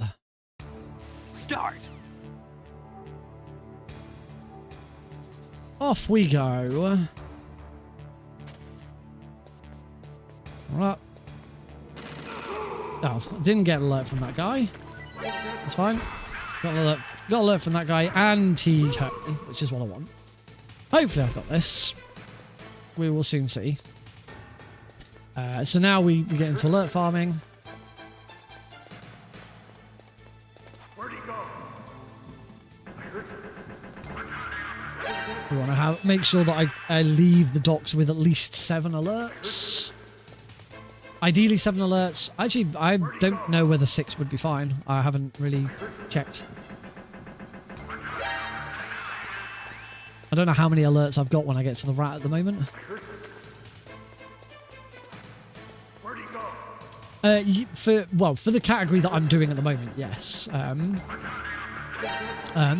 And Integral, this is Integral, but this is the original PC port from 2000. This isn't the Master Collection version. So very easy difficulty on this version of the game has a couple of extra tricks that we're allowed to use. Specifically, there's one called the Area Reloader, which is a developer tool that was left behind in the PC ports. We're allowed to use that in very easy only to do some really weird shit. Where'd he go? I mean, the Master Collection version is better than this. This is the original PC portion version is awful for just playing. You should not, if you want to play the game casually, the best way to play the game casually is still emulator. Emulation is still the best way of playing it because you can put fastest speed on so that the loads are better. You can ramp up like the resolution and stuff and make it look a bit nicer and a bit smoother. You can do that with this version as well, but we play it on with software rendering because it improves the loading time.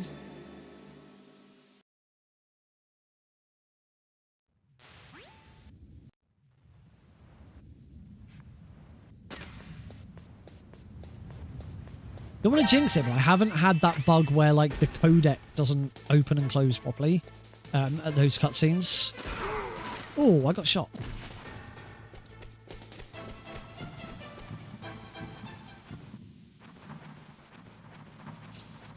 Oh yeah, my first time was on PS1. So it is genuinely nice to have someone come in and immediately know what the MP5 is. The amount of people who, well, not so much on the stream, the amount of people in comments who are just like, oh, how did you get this gun? Have you modded the game? This isn't the real Metal Gear Solid because you got a gun at the start. I thought those comments would die down when the Master Collection came out and Integral was part of it and people would actually have access to see it. But it still doesn't. Still get them. I still get the occasional comment calling me a cheater for modding the game and putting a gun in it.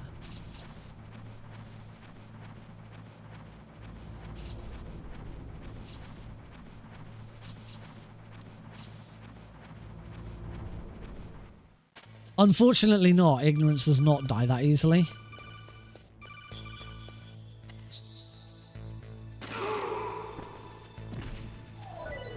Should have pushed the button again. I figured I'd just wait.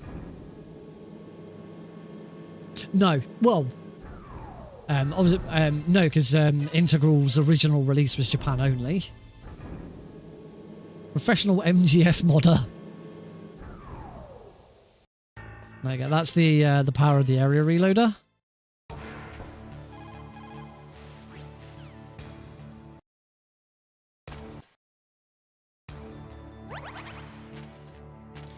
There we go. So we use the. Are you cheating? I mean, technically, yes. I am using the game's inbuilt developer cheats.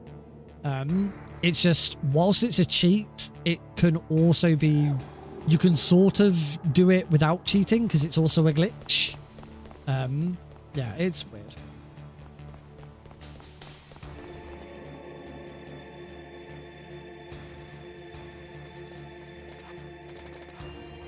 What the fuck is going on with my movement?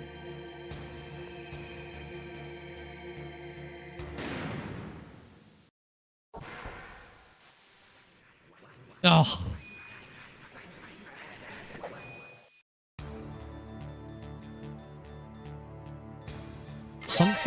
Something's wrong.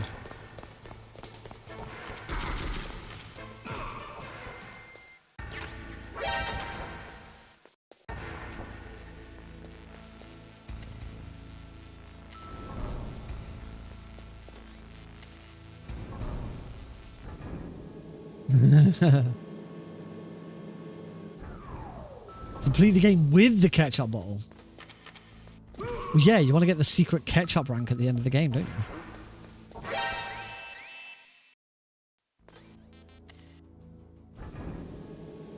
Yeah, something weird was happening with my controls, where it was like something else was taking over.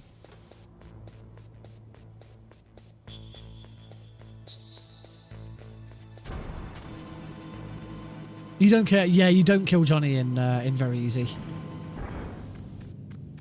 It's also the only category in the entire Metal Gear Solid 1 speedrunning sphere that you save Meryl. Because you never submit to torture. Johnny is worse than Huey. That is a hot take.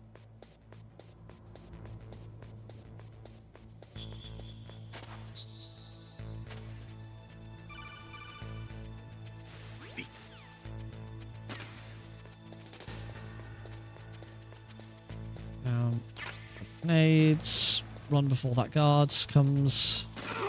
Kill that guard.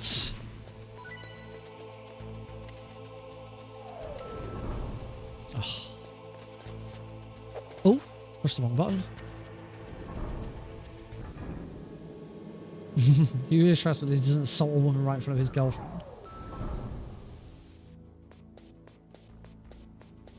I mean, he did kill his wife.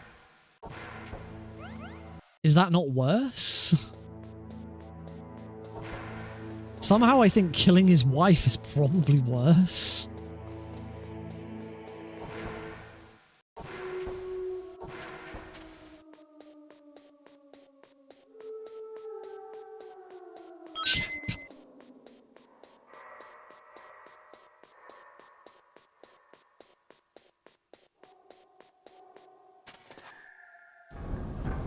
Yay!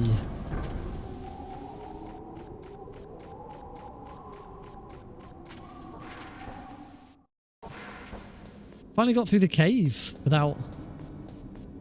Whoa, what does that mean? What's that supposed to mean? Oh!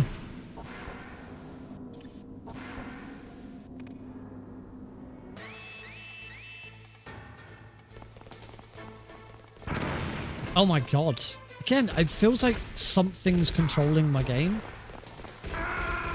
I'm having a couple of moments where I don't know if it's my controller or what. I'm gonna reset. Come on, Nick. I'm gonna reset, but I'm also gonna relaunch the game just to be on the safe side. I wonder if I've done too many weird shenanigans. Start. This is Snake. I should probably reset that because the game had not come up. The game was not on the screen when I started that run. Reset. Start. I think Otacon was conceived while Hugh was sitting on his wheel. He didn't have a wheelchair. He had a no is the answer because when he would have been in his relationship with Strangelove, he already had his mechanical legs.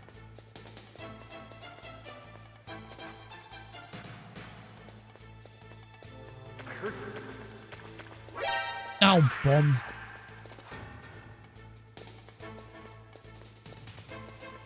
Unfortunately, the Psychomantis is fearing. Yeah, I've alerts. Your alert counter going up only counts if your evasion is completely cleared. It's basically if you see the radar start to come back up and then you get another alert, then that's a fresh alert and it counts as another one. Peace Walker tells us that Otacon was born in 1980, which is a retcon. However, this means his stepmom seduced him whilst he was a minor.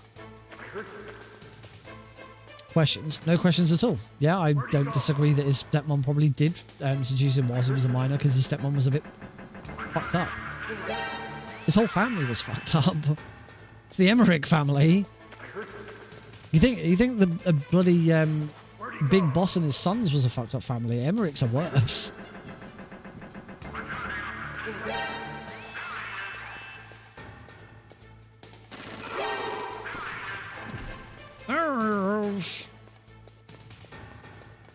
One alert, 100% uptime. So you have to get an alert whenever you can get an alert, you have to take it and you have to keep it for as long as possible. There is an alert percentage cheat actually, so that you have an alert at all times, I think.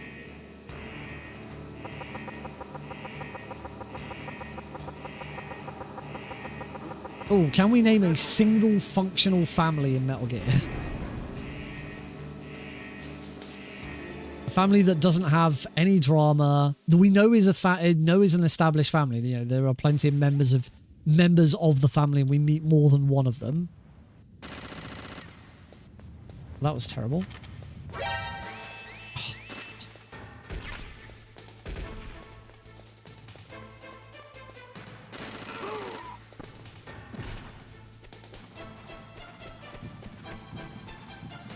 Johnny.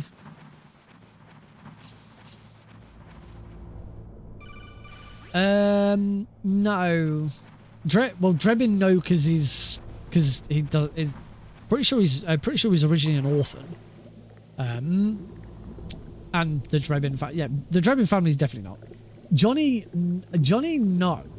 I'm gonna go with no for Johnny, because by the end of Metal Gear Solid 4, Johnny's family now includes Meryl, and Meryl completely destroys the idea of a functional family because she's completely dysfunctional.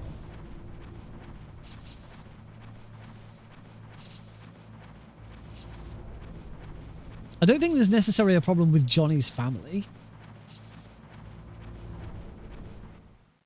As in the actual family dynamics of Johnny. You know, yeah, Johnny's a bit of a predator.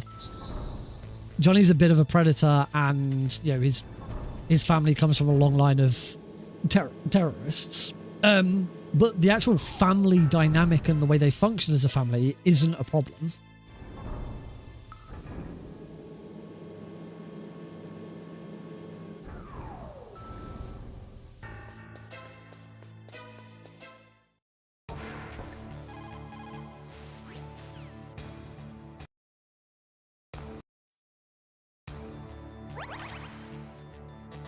It's happening again.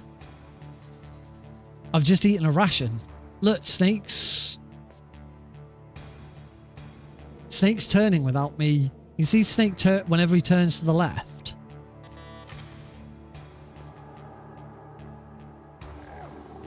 I mean, this one's dead because I haven't eaten the ketchup.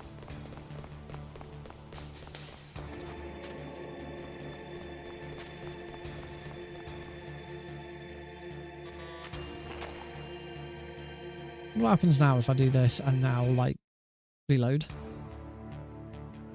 Now we just have to wait for Johnny to go off to the bathroom again.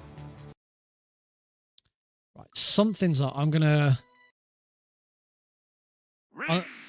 unconnect my controller, turn off DS for Windows. In fact, I'm gonna quit out of the MGSI launcher and I'm gonna start everything fresh.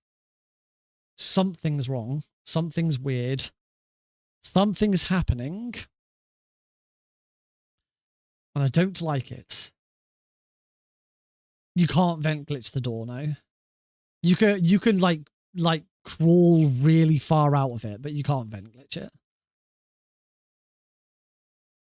And I need DS Windows back on.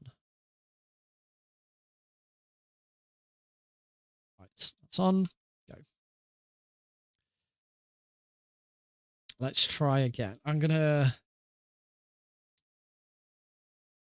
immediately skip to here, and we'll just go from here and see what happens.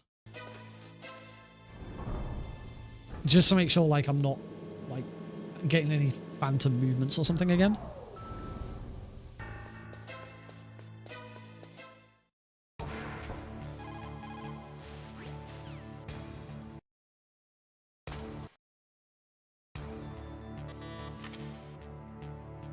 Okay, that seems to have fixed it. I can't use the ketchup because this save doesn't have damage done to Snake. But I seem to be okay. I'm not seeing anything weird. I wonder if I just used, like, the area reloader too many times and it was confusing the game. And there's so many times that the area reloader can crash the game as well. Jesus. Start. I've said this so many times. You got problems, dude. Ocelot, his mum is a war hero and he's just a silly guy. So we're trying to talk about, like, dysfunctional and sort of family dynamics that don't work. Ocelot was cut out of the boss when he was born. Never knew his mother. His mother killed his father. His mother was assigned a mission to kill his father, which she did. So no, we're not gonna go with Ocelot as a good example of a family dynamic that isn't messed up.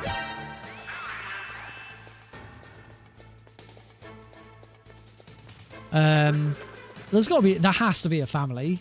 There has to be a family in Metal Gear that isn't completely messed up. Problem is then you start to get to a point where you actually run out of family members. Like you get to a point where you've got random characters who you don't know anything about their family. Little Grey, you don't know about his family. You only know Little Grey. You don't know who Little Grey's parents were. You don't know who Little Grey's if Little Grey ever had any offspring. You can't discuss Little Grey's family because there's only Little Grey. It's like Fat Man. You can't really discuss Fat Man's family because we don't know Fat Man's family. Where'd he go?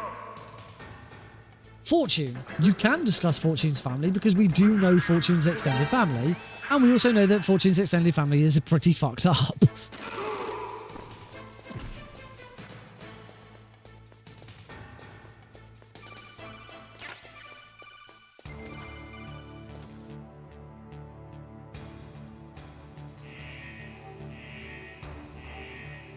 Jimmy, do we know much about Jimmy's parents?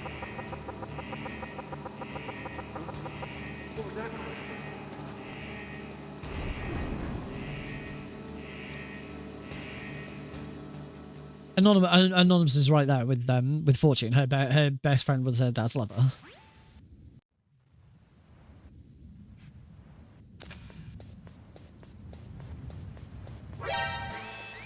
The only thing we know about Jimmy's family is he never has any kids. Spoiler alert for Ghost Babble. They did do Jimmy dirty. Poor Jimmy. Justice for Jimmy. Have a good one, Deagle.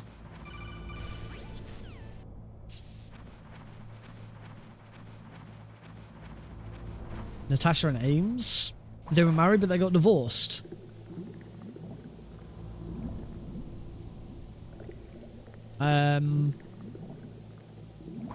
I don't know if there's anything else in their relationship.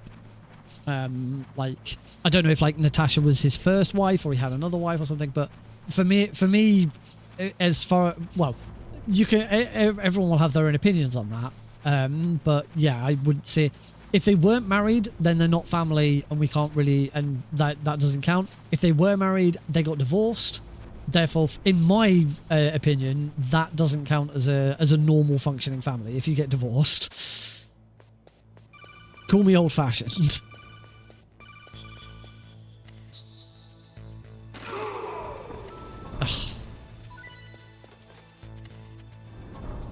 We are grasping at straws because we can't find. Sorry, you are right. It is Nastasha, not Natasha. We are grasping at straws because it's actually very difficult to find a family in the Metal Gear universe that is functional.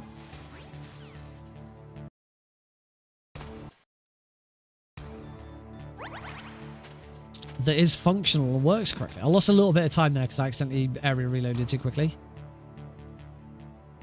Batman and Stillman aren't family, though. We're talking about like blood relatives.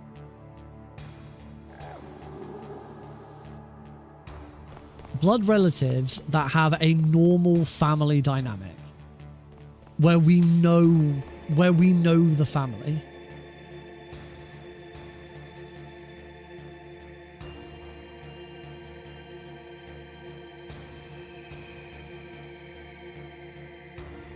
Well, yeah, this is the point of what we're trying to come up with.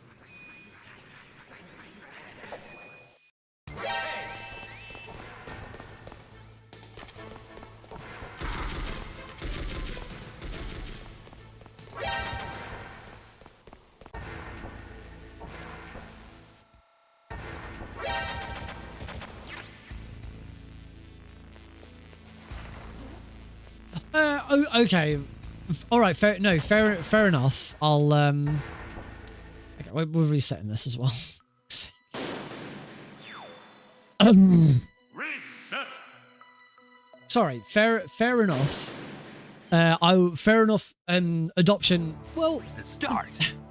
see, the thing is with adoption, and this is not me trying to put shade on adoption or anything like. Seriously, I'm not trying to throw shade on it or anything. The thing with adoption is the child did have an original set of parents, and for whatever reason, that set of parents is no longer in their life. That means something in their family life has gone wrong, whether it's the parents died or the parents gave them up or whatever. There is something with adoption to say that something went wrong in the family.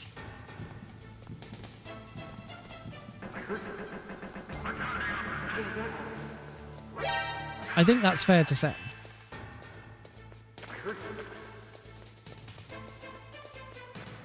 And that, as I say, that is not trying to throw shade on people who do adopt or people who have. Sounds like he's backtracking.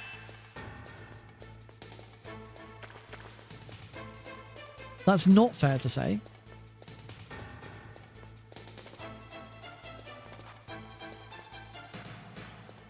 You certainly don't have to agree with me. But there was still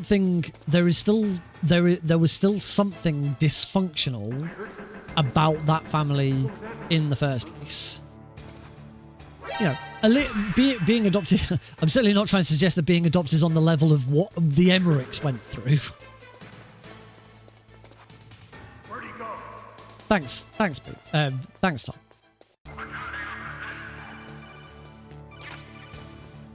So, certainly, I wouldn't call the next bit of that dysfunctional or a problem. You know, being in an adopted family is not dysfunctional or a problem. There is no issue. There is no issue there. There is nothing. You know, at that point, as long as you are then in a nice, loving family, and you all live together and are happy, yeah, absolutely. And that's I have so much respect for people who do adopt, because I don't think I could do it. I think I'd really struggle. You know, maybe this is me speaking because I already am a father, so I already have a blood. You know, I have a blood relative as a child. But I don't think I'd be capable of doing it.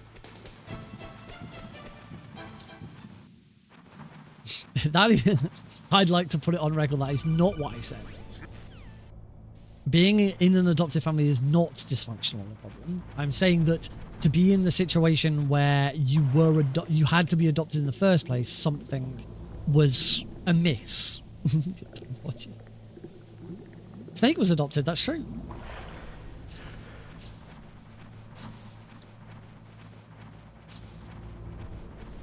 So yeah, I still don't think we found a family. I still don't think we found a family that is just a nice, normal, working family, as in the whole family tree is not, you know, full of weird shit. Is there an example? Is there an example in the game of someone who was adopted into a nice normal family and had a nice normal life as a result? Because obviously, you know,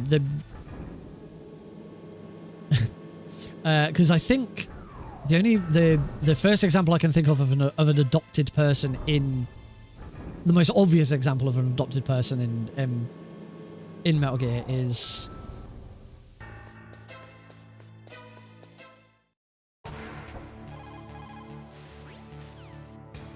for fuck's sake.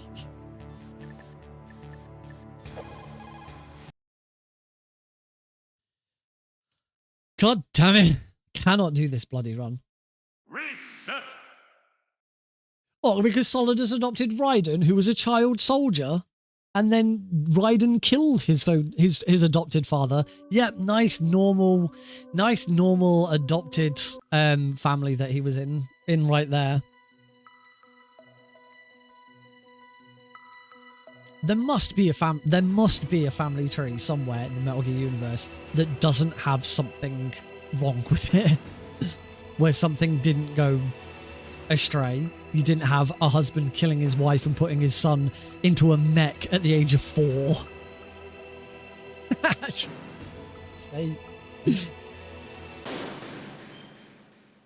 This slander, absolute slander. Start. Mei Ling, maybe, but do we know anything about? This is the point. The distinction that I'm making as Make here is it has to be someone whose family we know about, or better still, multiple members of the family appear in the franchise. Because otherwise, you can say that about anyone. That guard right there. That guard right there, we know he works for Shadow Moses as a genome soldier, but maybe back home he's a nice family guy. You know, he's got a loving wife, loving kids, and he comes from a really nice family. We don't know, because we don't know anything about this guard.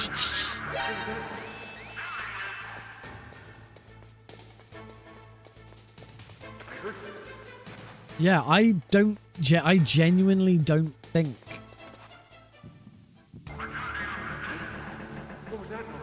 I'm not trying to slander Mei Ling. I'm saying there isn't enough information in the series about her family history to warrant saying that yes, she comes from a nice normal family.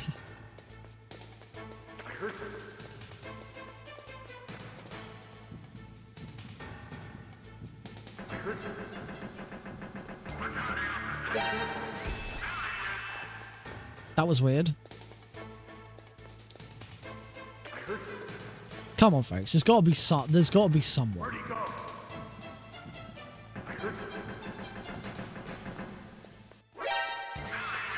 Oh, that counted.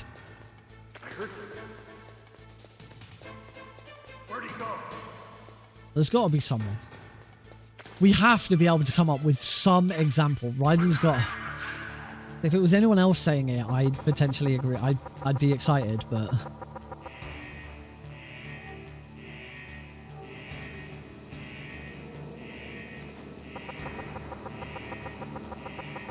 I'm waiting.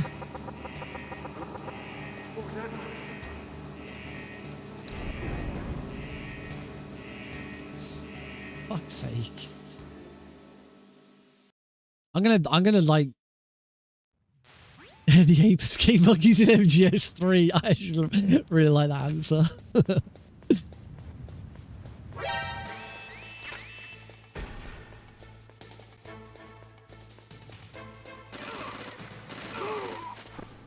If there was a bit more information about them, I would advocate for I can't remember the name of the character in Survive. In Metal Gear Survive, you rescue a child. And in the and then send it, and towards the end of the game, you send him back.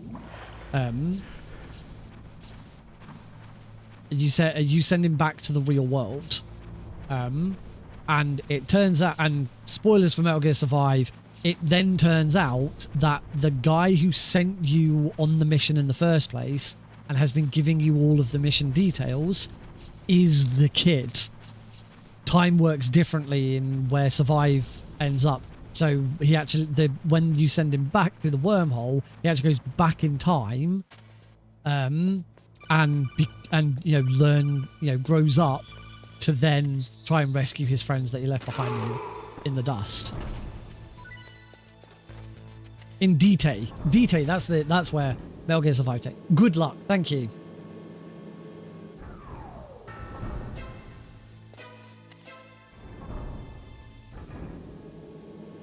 One could assume that because he grew up and did manage to go through with the plans, then he must have had a decent upbringing and everything worked out, but we don't know. Snakes, huskies. Time works differently in every Kojima game. Something's still wrong. Have I got...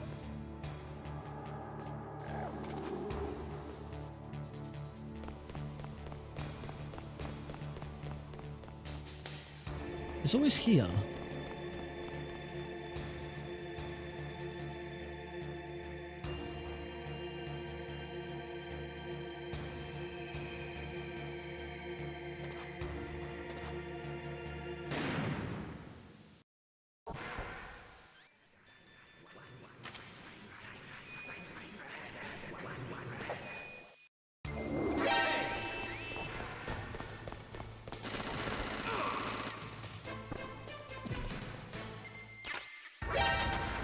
There we go, that worked.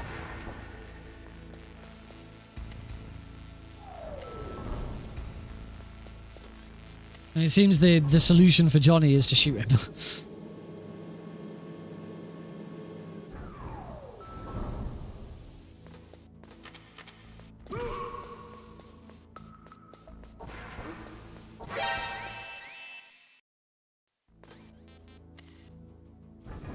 What about Dr. Madnar and his daughter?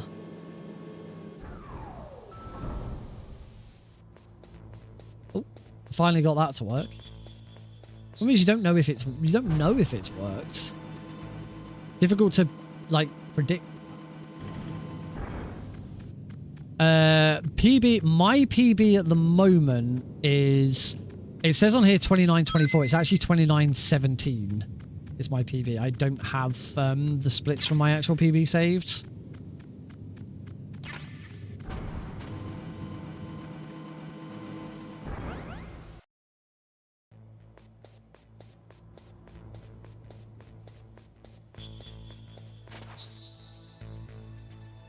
Oh, that might mean I get spotted by this guard. Oh, I didn't.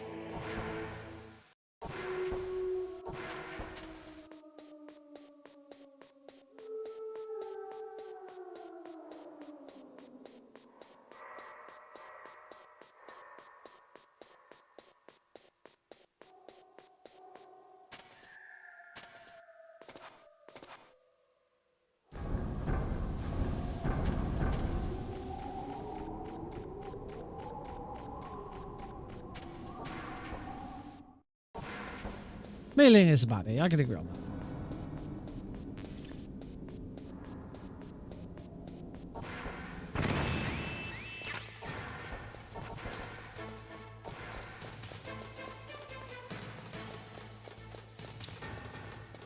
Come on, baby Skip. Don't let me down. I've lost a bunch of time again. Still couldn't get through the bloody door. Coming out of the cave. New follower.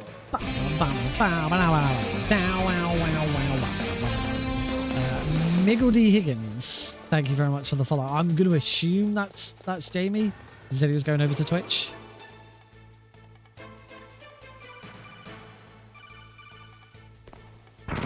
Yeah, I am living the best life ever because I beat the video game. I am living the best life ever because I am out of the stairwell of shame. I am the best at video games. Oh, what was a little too fast there.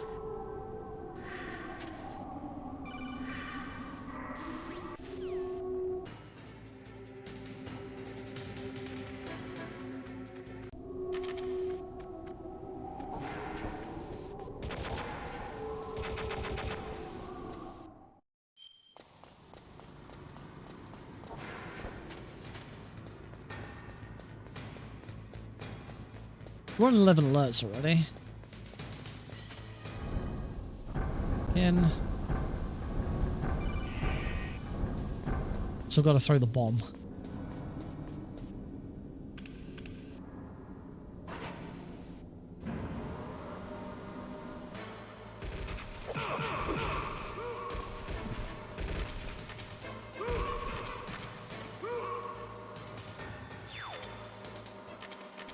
Yeah, there you go. There's that example. I was right earlier. Once you've thrown the bomb, you can immediately push L1 to equip whatever weapon, whatever item you had on before. It's kind of weird.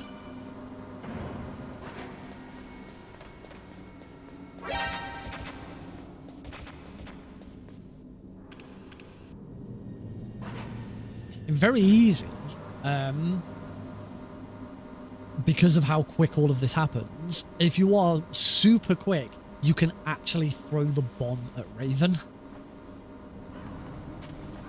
You have to be very, very fast at it. You can throw the bomb at Raven. And it works the same way as a normal grenade. He takes damage from it like a normal grenade. Pretty sure he takes damage from it.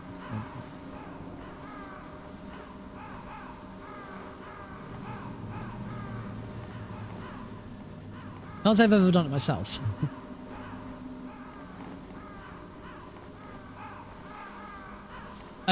This is the original PC port of the game, released back in 2000. It has weapon hotkeys, which allow us to go out of bounds, become invincible. We can see this with this Raven fight now.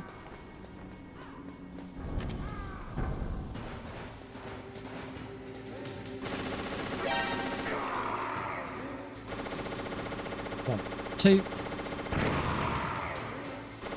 2. 1, 2. 1, 2. 1, 2. 1, 2. 2. Should be it. Nice. We have the area reloader, which allows us to reload the current area. And in doing so, skip stuff. So, for example, just there, I used the area, as soon as Snake's health bar had increased to full, I then used the area reloader to not only skip the animation of the rest of the rank up, but also skip the miracle that comes in at that point.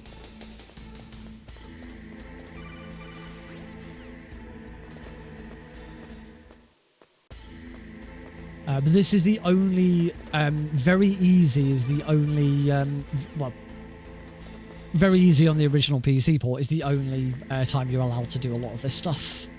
You can't do this on other difficulties. Because very easy doesn't have an IGT. There's no rank screen at the end of the game.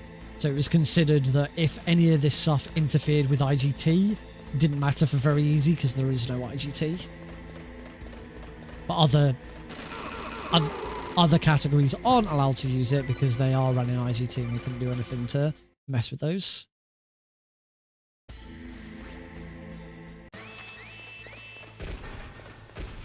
Nice, didn't get shot. Alright, Palki time.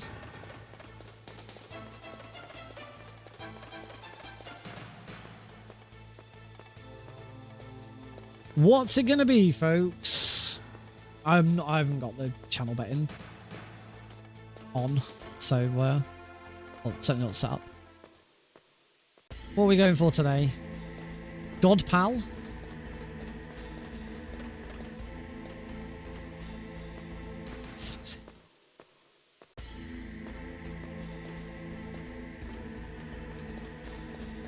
Pretty sure the answer with the area reloader on the Palki is if it's not God Pal, you do it.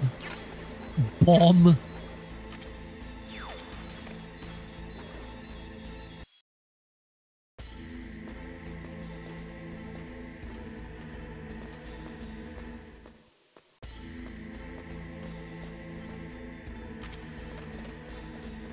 In fact, I think even if it is God Pal, you do it. Yeah, it's just a shame that the freaking bomb was in the first spot.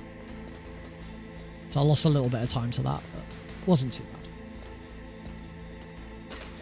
Other thing is the original corrupted save or set your difficulty to VE. Oh, I did not know that. You learn something new every day. Thanks for that, B-Man. Genuinely, I did not know that.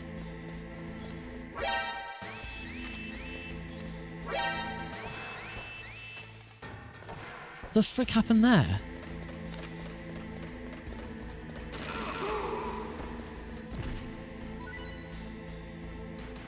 I'm not quite sure what happened there, but oh well.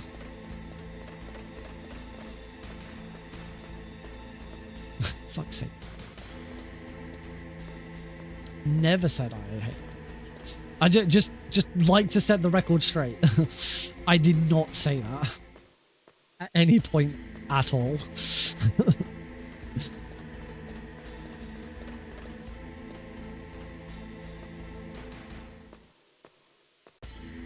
Is this where I'm supposed to pull out there? Some of my best friends were adopted. I had a girlfriend once who was adopted.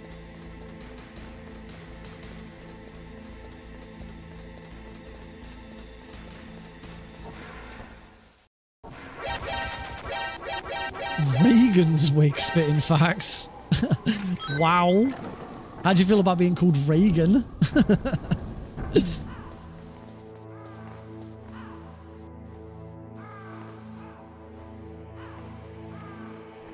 I still quite like Raiden's wig. I had a girlfriend was silly. Yeah, the splits that I'm working off are only I first made on no, I didn't first make them on Tuesday. I first made them yeah, these are old splits. But I'm still getting there's a couple of things for the gold splits. One, my the computer I was running on before wasn't as good as the computer I'm on now, so the loading times might be slightly better. I don't know if minimal install also improves loading times. I believe it does from some of the splits that I've been having. And also using the analog stick, sometimes I'm just getting slightly better movement. Oh, that was tight. I'm gonna... Phew, it is frozen.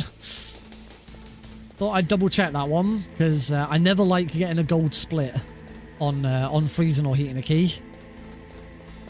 It's always a sketchy one, isn't it? Yes. Yeah, I think before I still had it installed on an NVMe SSD, but it wasn't as good as what I've got now. It's a completely different computer as well than what I had before. But it shouldn't be that much of an impact. That's why we're sort of only seeing, you know, time saves of absolute milliseconds.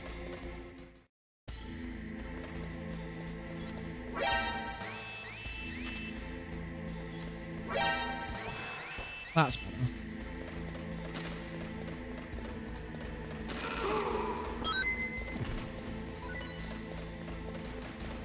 But yeah, I am under the impression that minimum install does improve loading time slightly, which makes sense because the game's not having to search through as many files, because 1,000 odd files don't exist anymore.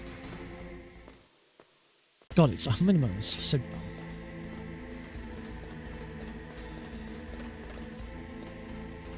No, very easy. It's done in RTA because there is no IGT.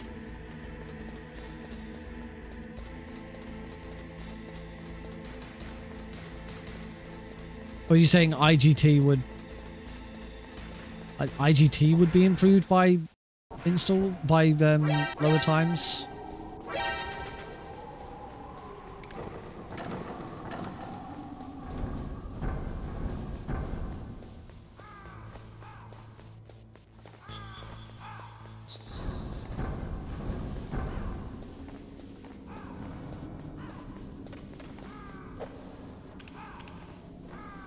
Yeah, it's I know Kojima recently came out to say that he has no plans to play Delta.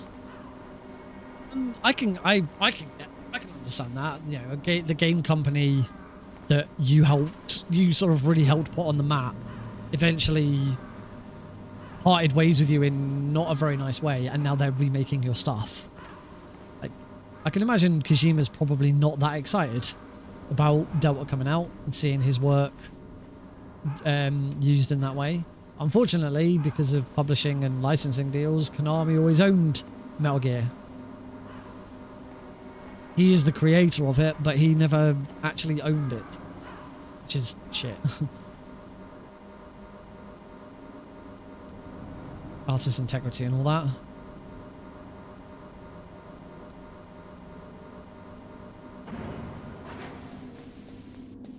Shit, I couldn't remember whereabouts I was. I had a 50-50 chance of getting that elevator right.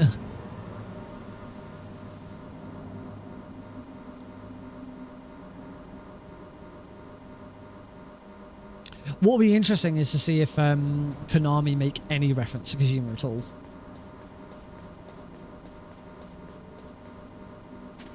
You know, whether, you know, does he even get a mention in the credits that says, you know, based on Metal Gear Solid 3 Snake Eater created by Hideo Kojima. Knowing Konami, they reference him at the start. Oh, do they? Oh, like in the opening credits. Because I should check that out, because we can watch the opening credits.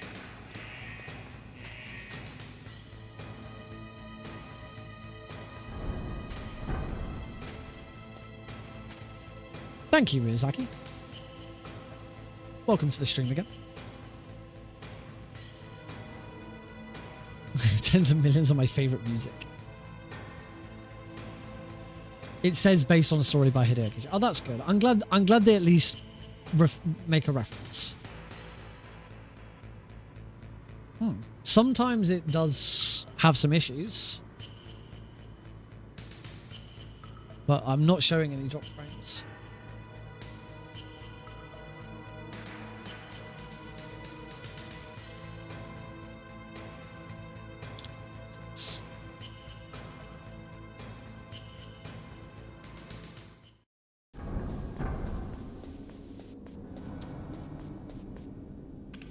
Someone makes a mod for Delta where it replaces Sokol's model with Hideo Kojima. Your mod is to rescue him from Konami. That's cool. I like that idea.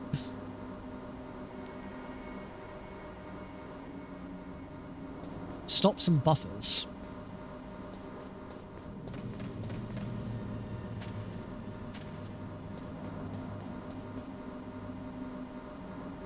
Because I'm in Europe?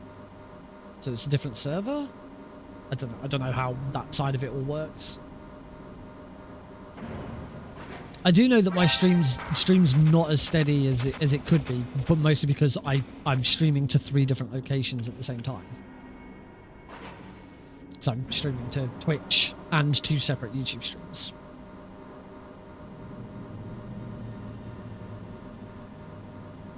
Oh, nice. What's the last rank for George to get? It's not Foxhound, is it? Because that'd suck. Actually, Foxhound isn't that difficult to get casually because you're allowed to save the game. So you're allowed to reload a save and continue on.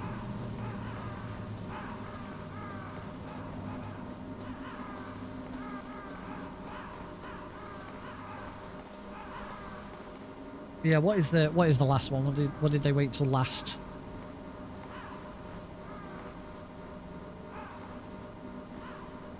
George is another streamer that Ridenswig and Mango both watch. They were talking about on Tuesday's stream. They're trying to get every single rank in. Trying to get every single rank in Metal Gear Solid 3. Jaws? Which one's Jaws? Also, when you say Jaws, I'm assuming you mean shark.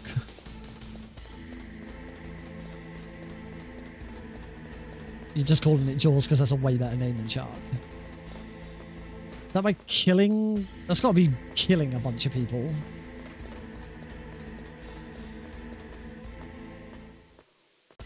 On a certain difficulty.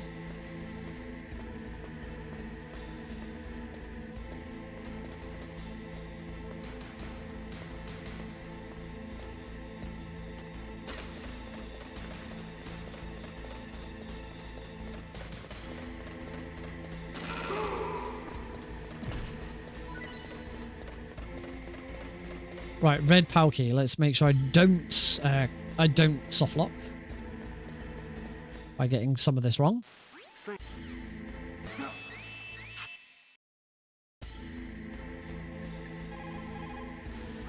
can tell you, it's certainly slow. Right, don't step outside. And remember, I've got to area reload again. It is called Jaws.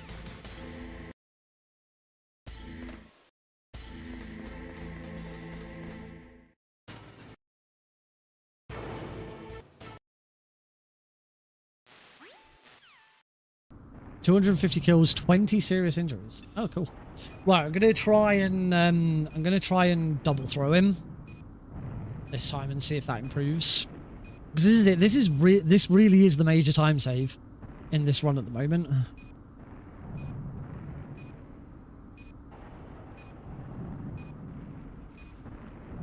So muted my audio so I can concentrate on my button taps. I'm gonna concentrate.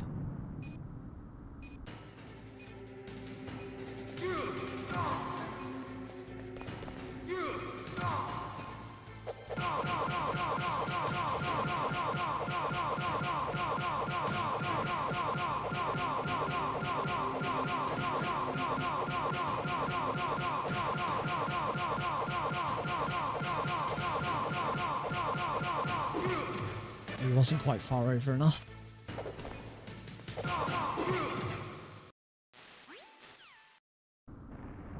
I'm ahead by half a second. And the worst part is there's not even, I actually lost time. Clearly my PB on live split at least is, my PB on live split apparently is a perfect zero throw liquid.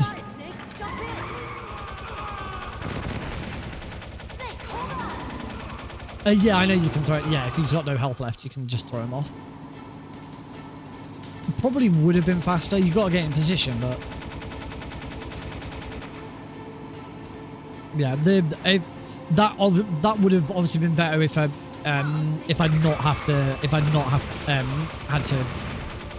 kicked him off immediately. That would have been better. I would have probably been much further ahead.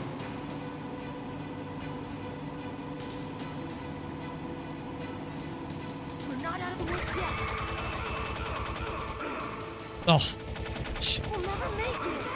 Snake, clear a path. That was some really bad RNG with how I got shot and how the guards moved and how I moved. So, it could, if Liquid goes perfectly, this could still be a PB, but it's not. Well, it's going to be a live split PB. It's not actually going to. There's not 7 seconds to save out of this.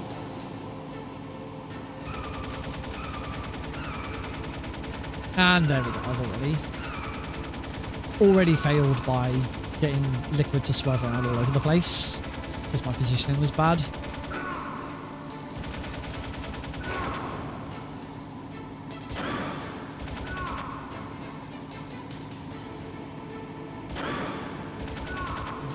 Didn't get either of those quick shots. Sorry, folks. Still couldn't do it. It is very, very tight, this run. It's going to be sub 30 again, though, which is nice.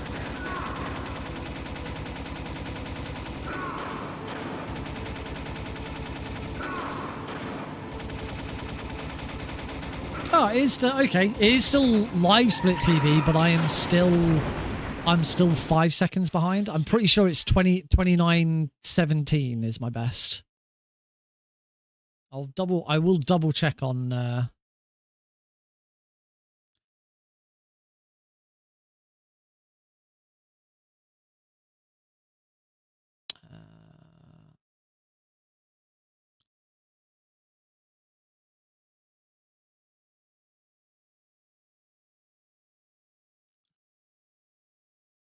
very easy. Any percent. Yeah, 29:17. So I'm still 5 seconds behind.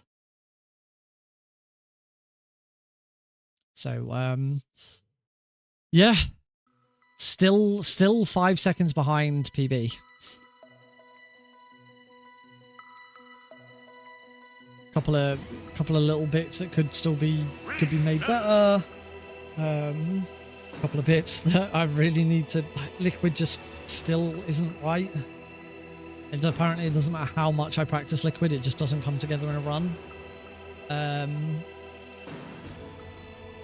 Boba Skip, PAL, all obviously factors. We'll have to see what happens. Yeah, that's going to be it for tonight, folks. No world record. That's it. World record was always going to be sketchy because at the moment I'm struggling to beat a PB from 3 years ago. The world record is 28:48. So I've still got another 30 seconds. Like, where the do I pull 30 seconds out of this? I'm gonna, if I want to get anywhere close to it, I'm gonna have to watch. I'm gonna have to watch the other runs and see if there's got to be something that I'm missing.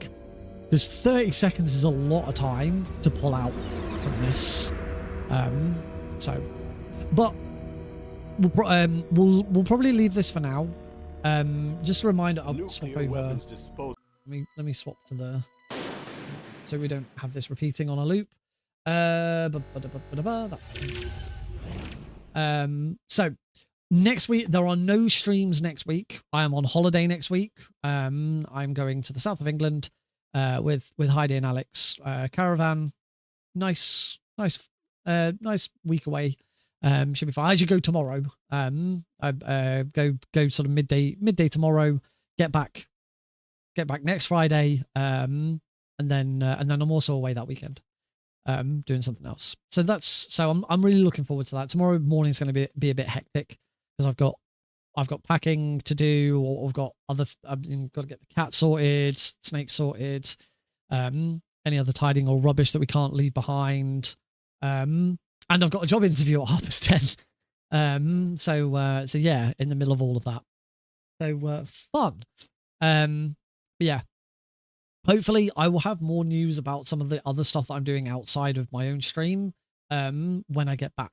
There's a couple of I from all the projects I'm working on, there's 4. I can tell you there's 4 projects that haven't shared public information yet. I'm waiting to share public information. I'm waiting for before I can share information about them. 4 projects.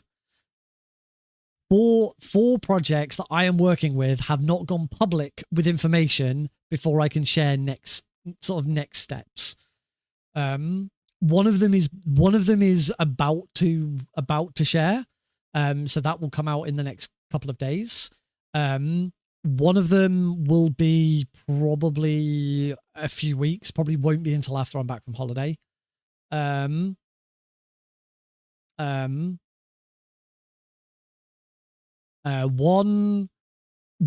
is a speedrun marathon that I am working with as their tech lead. They just haven't actually announced. The marathon. I don't think they've announced the marathon publicly. I mean, the marathon's already got loads of runners, loads of volunteers and stuff. I just don't think they've actually put a public message out to say this is the marathon and this is when it's taking place. I think they're waiting for the schedule. So I'll be able to actually talk more about that when that happens. And then I've got one more. And then the final project is my speedrunning UK live event, which obviously there's a bit more information about. I just haven't said much more about exactly what's happening with that. I'll do my usual check. I'm going to do my usual check to see if the bit of information I'm waiting on has been done. I checked earlier today and it hadn't. No, it still hasn't. So one day I'll be able to announce that. I need more information from them. I'm getting a bit sketchy with that at the moment. Yeah, that's 4 projects that I'm working on that don't have public. I'm waiting on public information before I can say more about. Preventathon is the 5th one, which is already out there and is so the submissions are open. I don't know what to submit to Preventathon. I don't even know if I'm going to submit anything. Oh, sorry. I'll answer Anonymous's question before I forget. I am my official job title is Retail Communications Coordinator. So I work for a UK high street company that work, obviously a retail company in the UK. You would have heard of them. They are big enough.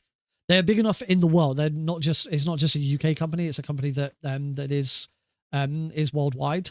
I do not earn 7 digits. No, I earn 5 digits. Most people earn 5 digits. So yeah, so it is my job to communicate information to various partner companies. I don't directly interact with our stores. We have distributors who work with those stores instead. So most people earn 5. Yeah, 5 digits. Yeah. Yeah, I'm talking about a salary. I'm not talking about 5. No, I'm not talking about 5 digits a month. I'm not talking about monthly wages. Sorry, I probably should have made that clear. Yeah, most people I would have thought earn 5 digits in a year. I make 4 digits in a month. I after tax and everything, I take home just over £2,000 a month. I'm hoping by the end of the year it will be more, because I'm expecting either a job change, a role improvement. I'm certainly not certainly my opportunity for a promotion has gone by. I'm still not happy about. Sorry. I'm sorry. I've been, that's because I haven't not earned a yearly salary since, well, it would have been back when I was working in the entertainer store in Rugby. So I started in their head office. It started being an annual salary, and that was 2016. No, it wasn't. 2013. Something like that. Maybe it was 2016. I keep forgetting 2016 was 9 years ago. So maybe it was 2016. Yeah, I've been on an annual salary for about 10 years. So yeah, I don't think about paying monthly wages. I mean, I obviously I get paid monthly, but it's an annual salary. So I got a job interview tomorrow for an internal job role change. So it's still the same company, same office. Everything will stay the same except my job will change and my line manager. My job will change. My line manager will change and my department will change. I will no longer work for the retail team. I will work for a slightly different team. I actually don't know well, I know the team that I'd work in because the job role that I'm going for is junior project manager. So I would work in the project manager operations team. But I don't know which department I actually think it's in the IT department. Which is great. I don't mind being in the IT department. I think that's the department that it actually then falls under, but I'm not sure exactly. But yeah, so I've said the four marathons that I'm working on, that I'm waiting for public information before I can say anything about. Preventathon is the one that is furthest along, where everything is already public and good to go. So if you want to, join Preventathon and volunteer or submit a run, go for it. And then I have an additional 2 marathons that are currently discussing dates and trying to decide what they want to do. So yes, altogether I have 7 different marathon projects that I am involved. Oh, and I'm a consultant for an 8th. Just a consultant. I'm not on their team. I'm just there as a consultant. Mostly because their next event, which is hybrid, overlaps with one of the other events that I'm doing. And that event came first. So yeah, 7 different speedrun events that I am working with at the moment. And I still want to do my own at some point. I don't know when I'm going to have time to do anything. Oh dear. Should we have a look and see who we could raid? Who shall we raid? Happy Dude's playing Dead by Daylight. Boom. That is our raid target. Happy Dude is playing Dead by Daylight, a game I used to stream, the game that got me into streaming. Yeah, this is gonna be so good. I've not played DVD in a while. I can't remember who came out. I think I stopped playing just before the big soldier guy or the samurai guy came out. Something like that. Anyway, thank you all very much for joining in. As I say, no streams next week. I will see you on Tuesday, the 19th of August. Assuming nothing comes up between now and then that causes me to have to cancel that stream. Thanks all very much. Have a good one. See you then. Bye.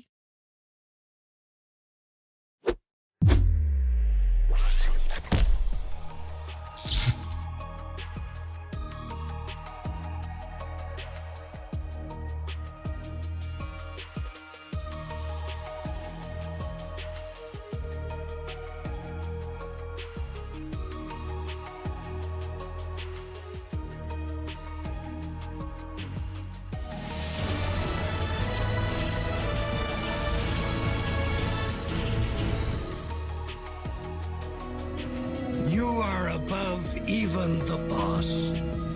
I hereby award you the title of Big Boss.